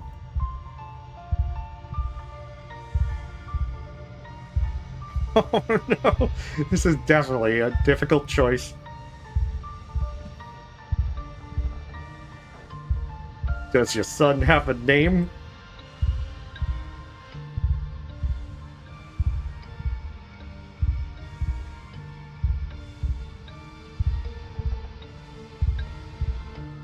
There's really no way we could separate him from Bo? Maybe if we offered him something better? This ain't a debate. Shut up or I'll shut your mouth for you. I don't know, Julius. I still think there's something we're missing. And if Cranky thinks so too, maybe it's worth talking about again. That's why I'm here in the first place, right? To come up with some other solution? You and I had already decided this was best. That discussion was had and done with before anybody else ever showed up.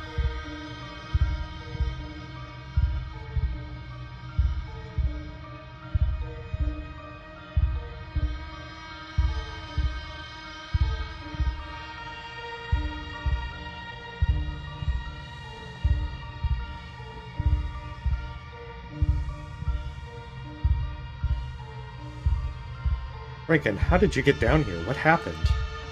Stairs weren't blocked when we got here. Tried to go down, didn't notice the gun. My property, but the record state I had every right to defend myself. Bo squirms with discomfort. The baby seems to be digging deeper. Oh, we probably have limited time. Ah, goodness.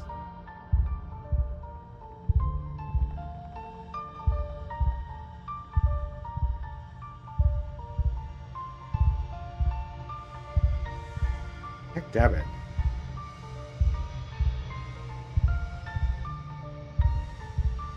What makes you think Sybil is the witch? She's just helpful. She's also got a bridge to sell you.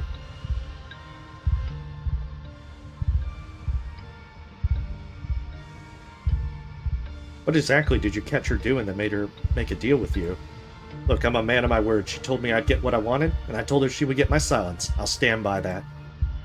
That being said, perhaps it had something to do with that husband of hers, and whatever it was he was sick with. Husband? She's married? But she's so young. Young? Do you need glasses or something? That woman's a goddamn crone if I ever seen one.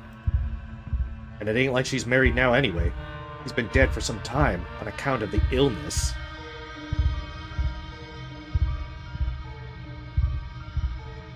We gotta make a backup.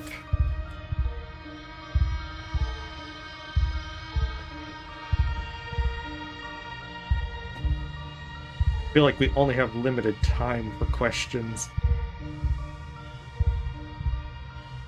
I don't think Bo's getting out of here alive. Plus, you know, I'm not so sure how comfortable I am with killing a pumpkin kid that's about to be born. Even a creepy one like that. That also makes sense, because Sybil has the thing with the tea. Like, if you drink the tea, and you ask who came up with the idea to poison Reese, and you ask Dr. Kelly about that, if you drink the tea, you literally cannot hear her say it was Sybil. Like, the screen goes all fuzzy and everything. But if you haven't drunk the tea, then she immediately tells you it was Sybil. I think we're just gonna let Beau get, Beau seems like he's already done for. Maybe this child deserves a chance at life. Maybe it'll become a real boy someday. Why the hell are all of us just standing around talking about this parasite when we all know it needs to die? Are we psychotic? I'm doing what needs to be done. Tabitha, no. We have to be, like, on the fence until things go wrong. Oh, she got the shears. Tabitha dives towards the garden shears at Beau's feet, not noticing as Julius pivots his aim to her. Julius, no!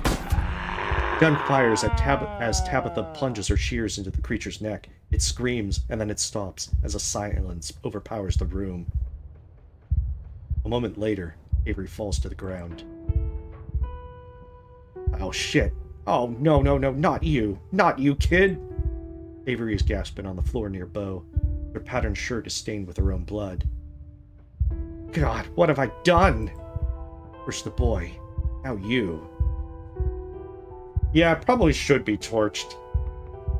He raises the gun to his head. Oh, fucking, you don't get to go out that way. Nobody left to do better than this. Julius. But whatever Avery was about to say is silenced when Julius pulls the trigger.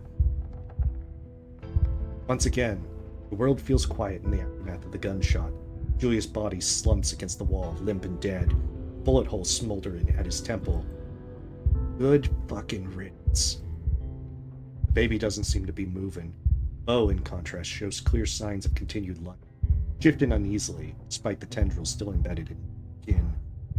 Well, I guess Tabitha makes the difficult decisions for us. Your cousin's shoulders fall slack for a moment before clenching in anger. Why the hell did you do that? You should have just stayed where you were. Well, hey, welcome, Mushroom Soda.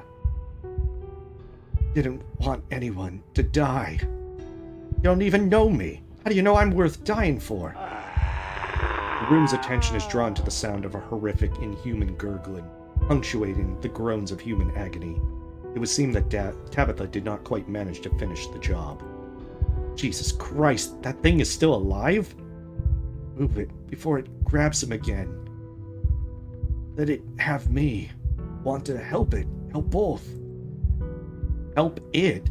No, we need to help you. That big guy, not some meat carrot. I'm killing it. I get a dying wish. Just want to fix something, at least. Tabitha remains with her back turned to you, her figure tense, her limbs shaking. Oh. Well. Like, how horribly hurt a shot is Avery? Oh, it looks like he's clutching his gut. I guess if he wasn't, like, shot through the heart or something, because he'd be dead. Damn it! Tabitha, can you make this difficult decision for me? I mean, I guess if it's, if Avery's gonna die anyway, we can try and see what happens. Let's do it. You're not seriously going to. I was already waffling once. Yeah, Tabitha, save us. Make the difficult decisions for me. But you are. You cross the room, kneeling next to Avery and Beau and the wounded thing. Avery starts unbuttoning their shirt. Movement clearly painful, their face twisting with every undone button. But they push through, bearing their wound, their black eyes resting on the creature. It looks to be in as much pain as they are, its breaths ragged, Beau's blood trickling from its wide mouth. You'll have to help me coax it. It doesn't seem like it will be difficult. The thing has already noticed the smell of fresh blood, its tendrils shifting under Beau's skin, its bulbous head turning towards Avery to stare with sightless eyes at the inviting wound. All you have to do is give it a nudge, and like a dog waiting for a command from its master, it peels itself away from Bo, willfully releasing his drained body in favor of its new host. Avery cries out, even stuttering gasps of pain as the tendrils slide into the open wound, winding their way beneath their skin. Bo twitches too, seizing as he's released, two of them becoming a chorus of shock as the weak body of the creature coils itself around Avery, clinging desperately, sealing its weeping gash against theirs. Jesus Christ, Cranky, what are we doing here? We'll put it up for adoption. Because after all, Julius ain't taking care of this. Avery's breaths become even, her eyelids sliding closed, her heart continuing to beat as they slip into unconsciousness. And the creature too seems to sigh in relief. Panic fades. And its protective vines slacken. A sliver of light is visible beyond the doorway, where before it had sealed itself away. The faucet in the corner of the room, finally unclogged, bursts to life. Water pours out onto the dirt floor. Hey, Tabitha said she wanted kids. I guess it technically wouldn't be a Scarlet.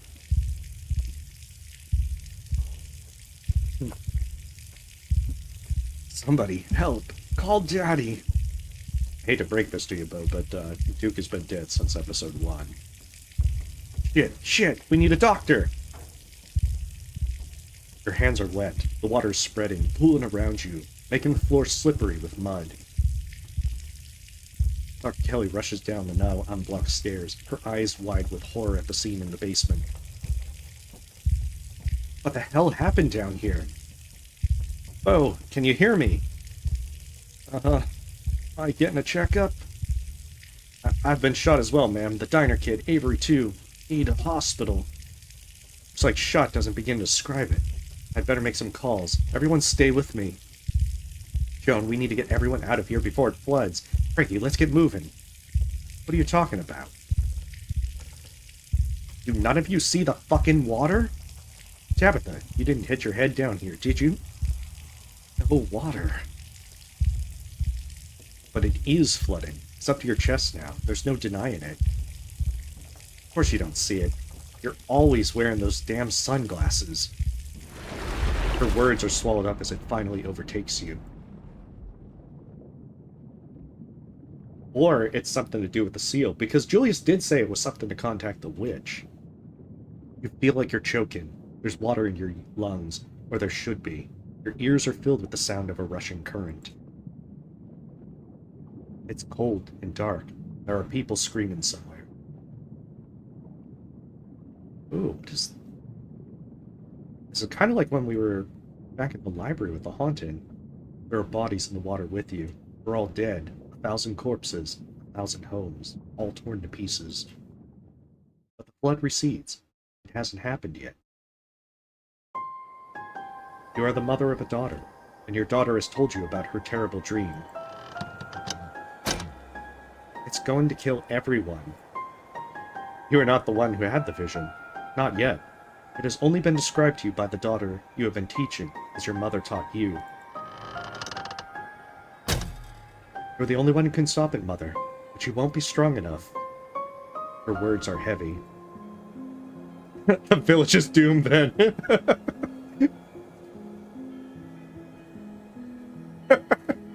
That'd be... Oh, well, we're all screwed, Diaz. Go to sleep. Oh, of course I'll stop it. Don't worry so much, daughter. No, Mother. I've seen it. You'll try to stop it, and you will die. But there's another path. Take my power. I give it willingly.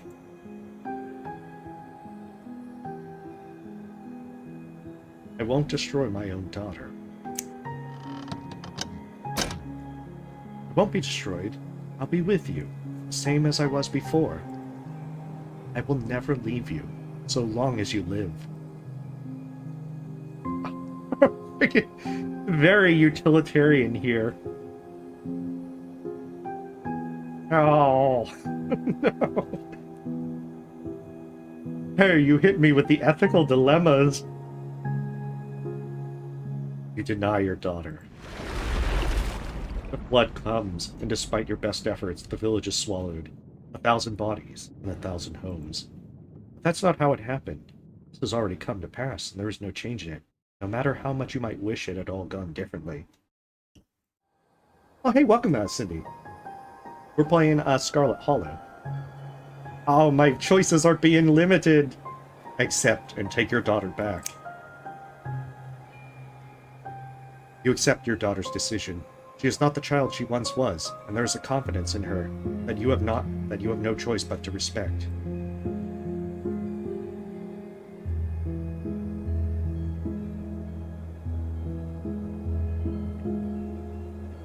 Quick bit of tea. You take her back. Her power becomes yours. The flood does not come. The village is saved, and no one ever knows the sacrifice that was made for their lives. No one but you. Years have passed. You outlive everyone you used to know. You move on. You meet new people. You start a new life. You have another daughter. This time, the vision is yours. The piece of your first daughter that lives in you shows you what is coming. Oh no! Rotting bodies in the streets. The smell of sickness on the wind. Church bells ringing for an endless parade of funerals. An entire city whose gates will never reopen. Everyone inside the walls fallen to the curse of plague. I feel that ominous thing of saying, oh, you've had another daughter. You are among their number. Your body no longer strong enough even to heal itself. You are not enough to stop it. But you have another daughter. Not as you are. There is another path, a narrow thread. If you were stronger, you could tug at it and unravel the tapestry of the future. Mother, what's wrong? No, God, no. No. Your daughter will never be as strong as you are. Not after what you had to do. But she still carries in her some strength. Enough. Just take your daughter back. Explain it to her, as it was explained to you. You tell her what's coming. You explain what she has to give up. What you both have to give up. You love your daughter, after all. You will miss her, as you miss your first daughter. Some people get hooked on drugs, but others' daughters, it seems. She is angry. Tripping on power. Even when you try to explain that she will be a part of you, that she won't die, she cries and cries, and she tries to run away from you. Quick, run faster! Fate is attempting to cut its loose thread. Let her go. Give up on the city. There are other cities. I feel like we could move. Your daughter leaves you. You resign yourself to the future. She is one of the first to die. The streets flood with disease, and the bodies are buried, then burned, and left in heaps on the streets, until no one is left to remember any of their names. But that's not how it happened. The entire city rests on this decision. Stop her from leaving.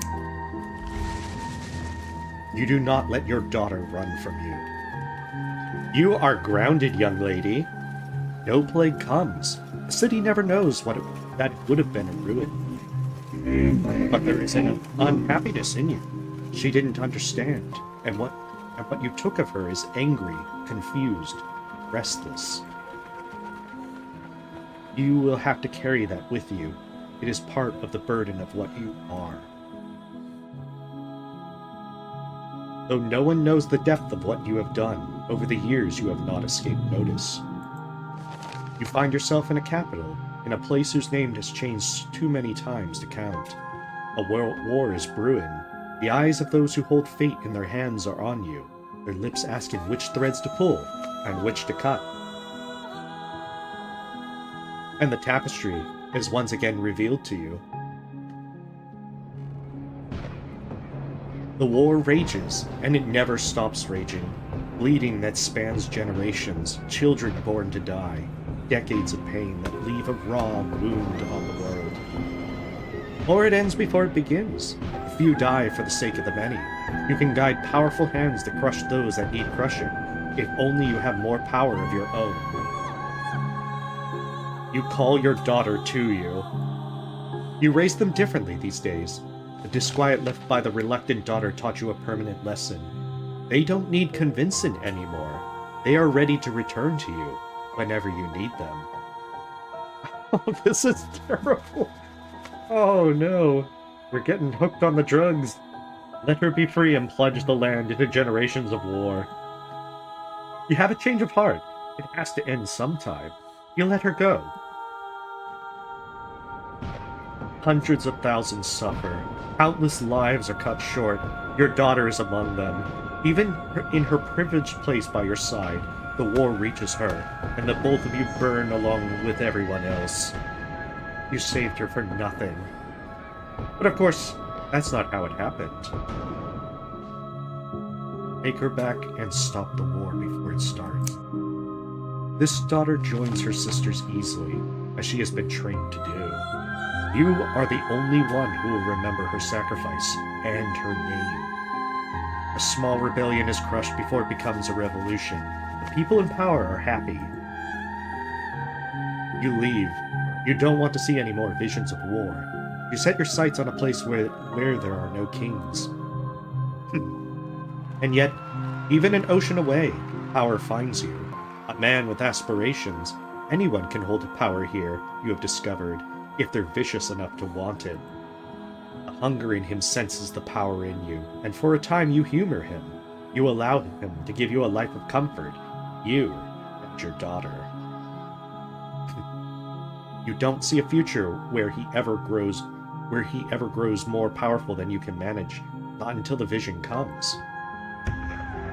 A war like none the world has witnessed, a fledgling nation devoured in the nest, a man who sits on a throne where none was meant to be, the world under his cruel fist bowing to its crushing weight. The very ocean stained red by his influence. He is already on his way, you realize too late. You have been too close to him to see it. Your choices have already narrowed. The war is coming whether you strike now or not. The loose thread sticking out from a mass of blood, with you too weak to grasp it. But you have a daughter. You always have a daughter, until you don't. It's time to rest. Aren't you tired? Besides, you don't need magic. You need a gun. Of course you are. But the world needs you. You can't let it end like this. The part of you that is your first daughter can't let you. Oh no. Take her back, and erase the man before his name can mean anything. Just a little snip, a little trimming upon the tapestry of fate. She joins her sisters, as is her destiny, and you remove him from the world. The hole where he was is filled by lesser men, none of whom remember whose shoes they're stepping into, and none of whom can hope to command the way he would have. Blood is spilled, less blood, but you still feel every drop. You hide yourself away from the world. You and your daughter. The vision still finds you, but here they are small, the decisions simple. You make them all the same, helping where you can. The storm halted, conflict settled. Until one day, when you are shown a dark pit. Splintering wood, debris trapping everyone inside, bodies burning as the very rock catches fire, children screaming as their flesh bubbles, then silence as lungs fill with smoke. You know the choice that lies in front of you. This time, you take your daughter's hand, and you look her in the eyes. They're green like yours. You don't want to do it this time. You stare out over the hills together as a plume of smoke rises into the air, but you can't hear the screams from here. I'm guessing that must be the Shaw mine collapse. You assume you will die one day, like anyone else. After all, you're long past due. Maybe you'll be lucky enough to know your grandchildren before you go. Then the man comes, and with him, a vision. He has already decided. He is bringing something here. Something ravenous that doesn't belong. That has been pressing at the edges of your world. trying to find a way in. It has its way now, whether you help him or not. More of the thread you followed comes into focus, and for the first time, you follow it beyond your death. Disaster after disaster, crisis after crisis, thousands of years of little cuts that you weren't there to mend. On and on it goes, longer than you can ever hope to follow, its toll eternal and incalculable. But there is a new thread, too. If you are patient enough, if you are strong enough when the moment finally comes, if you do everything right, you can devour this thing that sits outside the world. And it will give you so much power that you will never have to take back a daughter again. You could fix as many things as you'd care to fix. Floods. Plagues. Ooh, and she's gaining a face. Wars. Kings. You look into her green eyes so much like yours. You can't. But you did. Take her back and summon the entity into the world. You welcome her back, as you have with every daughter before her, and you help the man. He is arrogant. He cheats the thing from another world in every way he can. He wastes your time. There will have to be more daughters before the day comes that this is all, that this will be over. But days and daughters come and go, and you are very patient. Have to be, if you're to stop the hurt that would scar a world without you there to guide it. And now you are here, on the cusp of the end, the final daughter. And we finally found Kanika. Frankie, Tabitha, what are you doing here? Are you real? Yeah, we're real. Are you? I don't know. Probably. This makes a lot of sense now, especially with the means of controlling the daughters, because if you try to have Kanika go with you to the clinic in episode 4, Sybil pretty much tells her no, and she just stops trying to go with you at all. I wasn't expecting anyone to see me off. I especially wasn't expecting the two of you. So that means you've made up my mind, yeah. Don't try to talk me out of it. It won't work. Kidding me. I forgot you. I can't believe it. All day, it's like you just didn't exist. It's weird. I can't even remember that I forgot about her. Yeah, it's part of all this. Soon enough, you can go back to forgetting, and it'll be like all this never happened.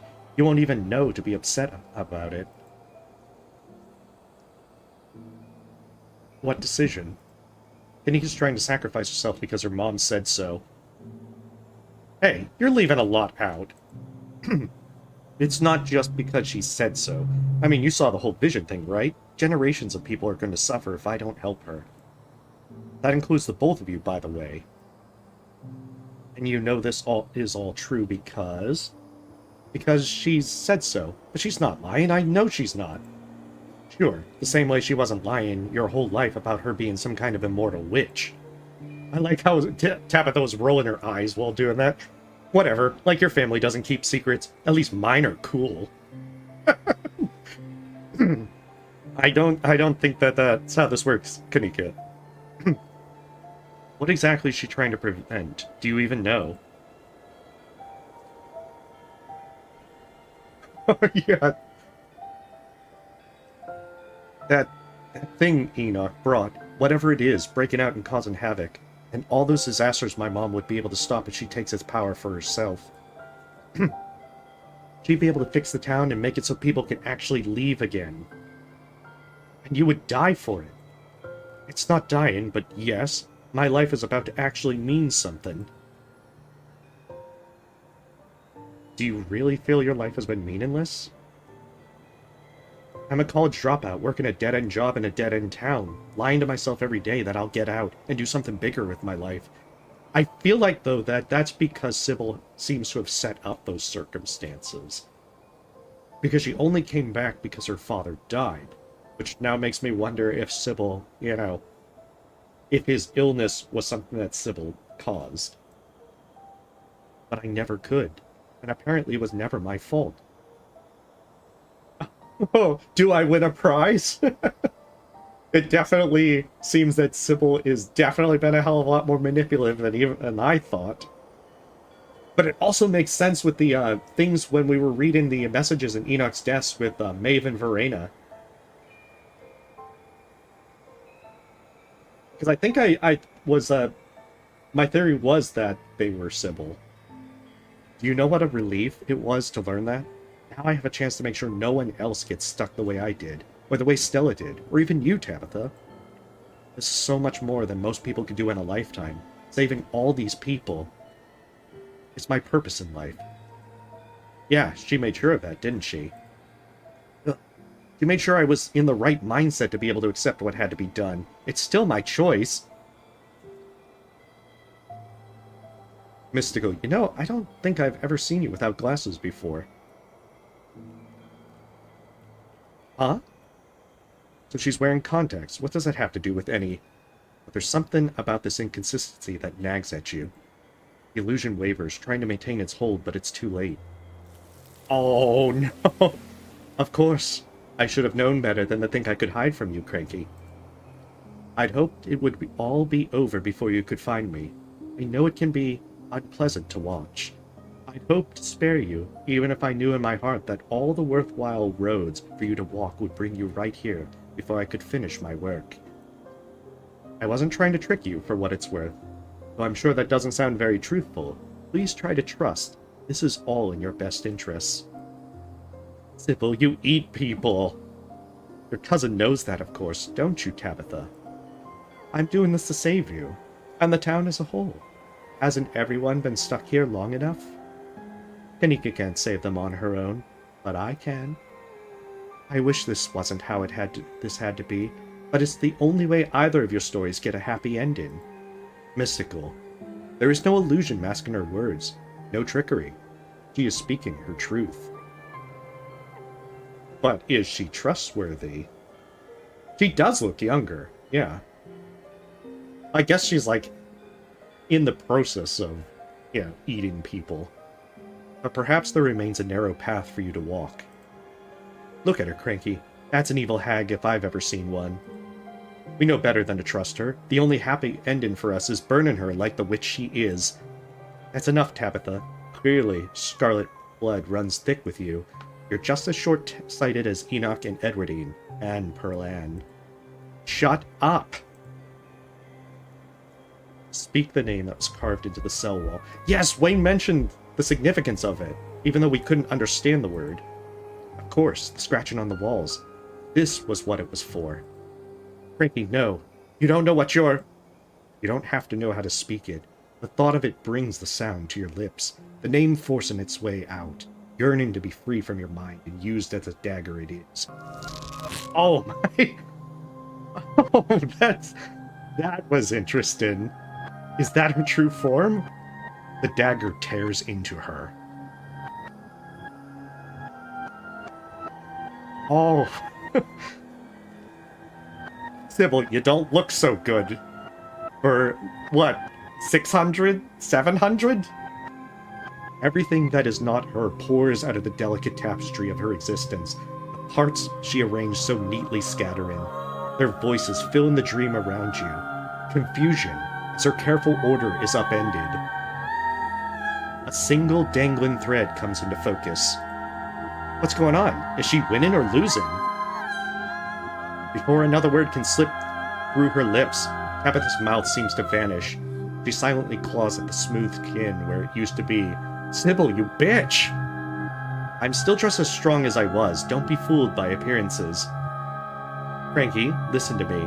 I am one of the very few people who want to see you walk free. Truly free. Tabitha knows this.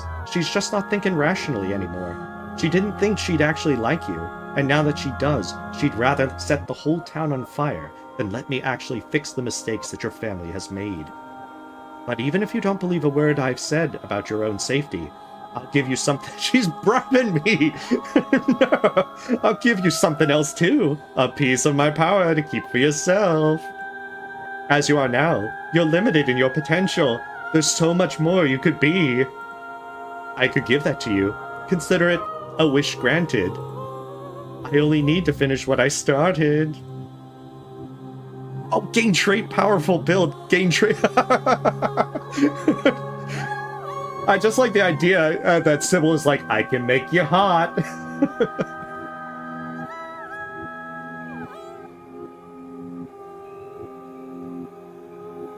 I don't need anything from you, but Tabitha does. Could you make her young again? We are definitely saving here. Yeah. Sybil just like gives you a makeover and everything. You look fabulous, dear. Interesting, so you can get any of the traits that you don't have. That is very fascinating. But I guess pull the thread would be to basically be like, to really stick it to her. You can't tempt me, Sybil. You've had this coming. You ignore her offer. You grab the thread and pull. The delicate tapestry is unwoven, the witch's careful work torn open, if only momentarily. Yeah, see, these daughters don't look very happy. As her daughter's hands are finally unbound enough to grab for their mother. Their cries are a song, calling out as they drag her down into the depths of their mass, craving her warmth, her attention, her love, as it had been so long since she held them.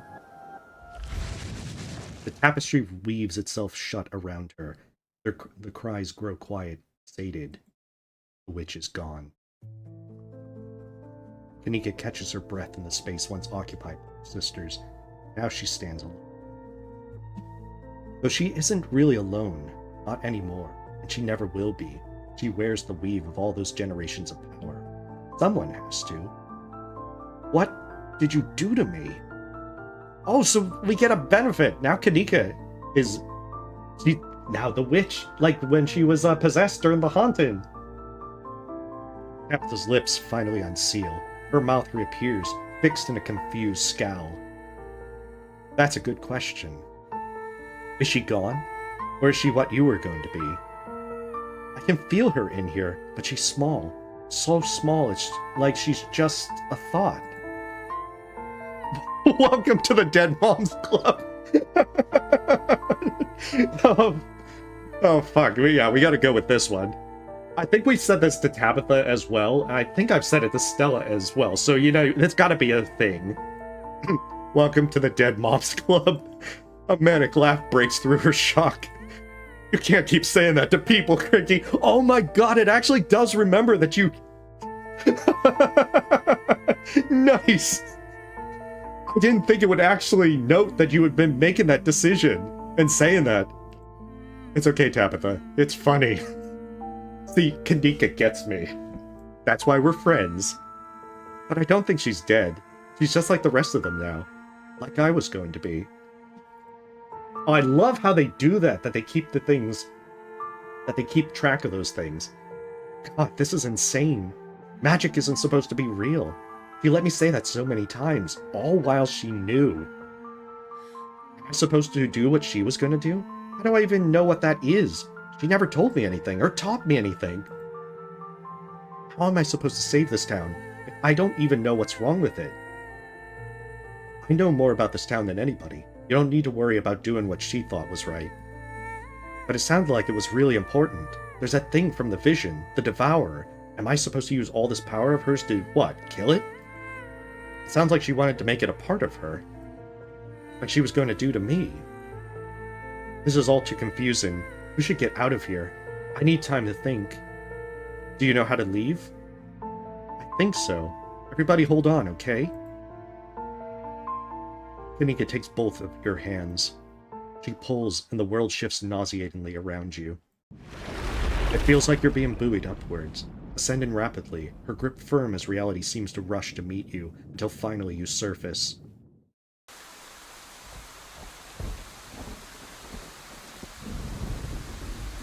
I guess that is the Mystic trait save.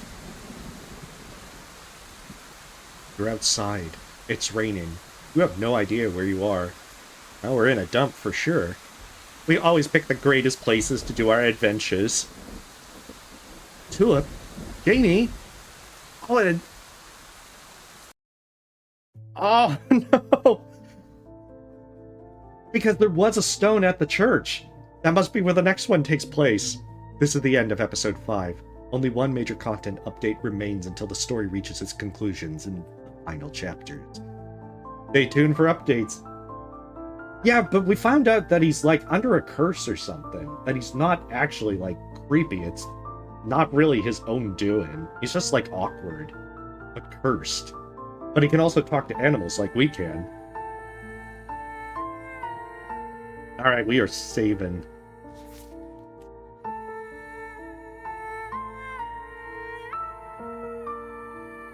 Nice. That was excellent. The stakes are going even higher. I'm very interested to see where this concludes. Although I suspect it's going to be at least a year before we see that. Because they have so many loose threads that they can tie up, and so many different playthrough things. Oh, the game crashed. Of course it fucking crashes. Alright, but the good thing is, we got to the end, so... Beautiful. So that is Escape from Ever After Inc., and that is also, Scarlet Hollow. Yeah, the timing's excellent. At least we got to see the end for it. And suffice to say, I don't know if I'll be streaming this upcoming weekend. I'm still going to be trying to figure out what's going on with my PC, so that hopefully I don't have to be, like, you know, finding four-leaf clovers and crossing my fingers and everything. But nonetheless, thank you folks for watching. You have a great night, and see you next time. Exactly, good cat. I agree. But nonetheless, thanks for stopping by. You have a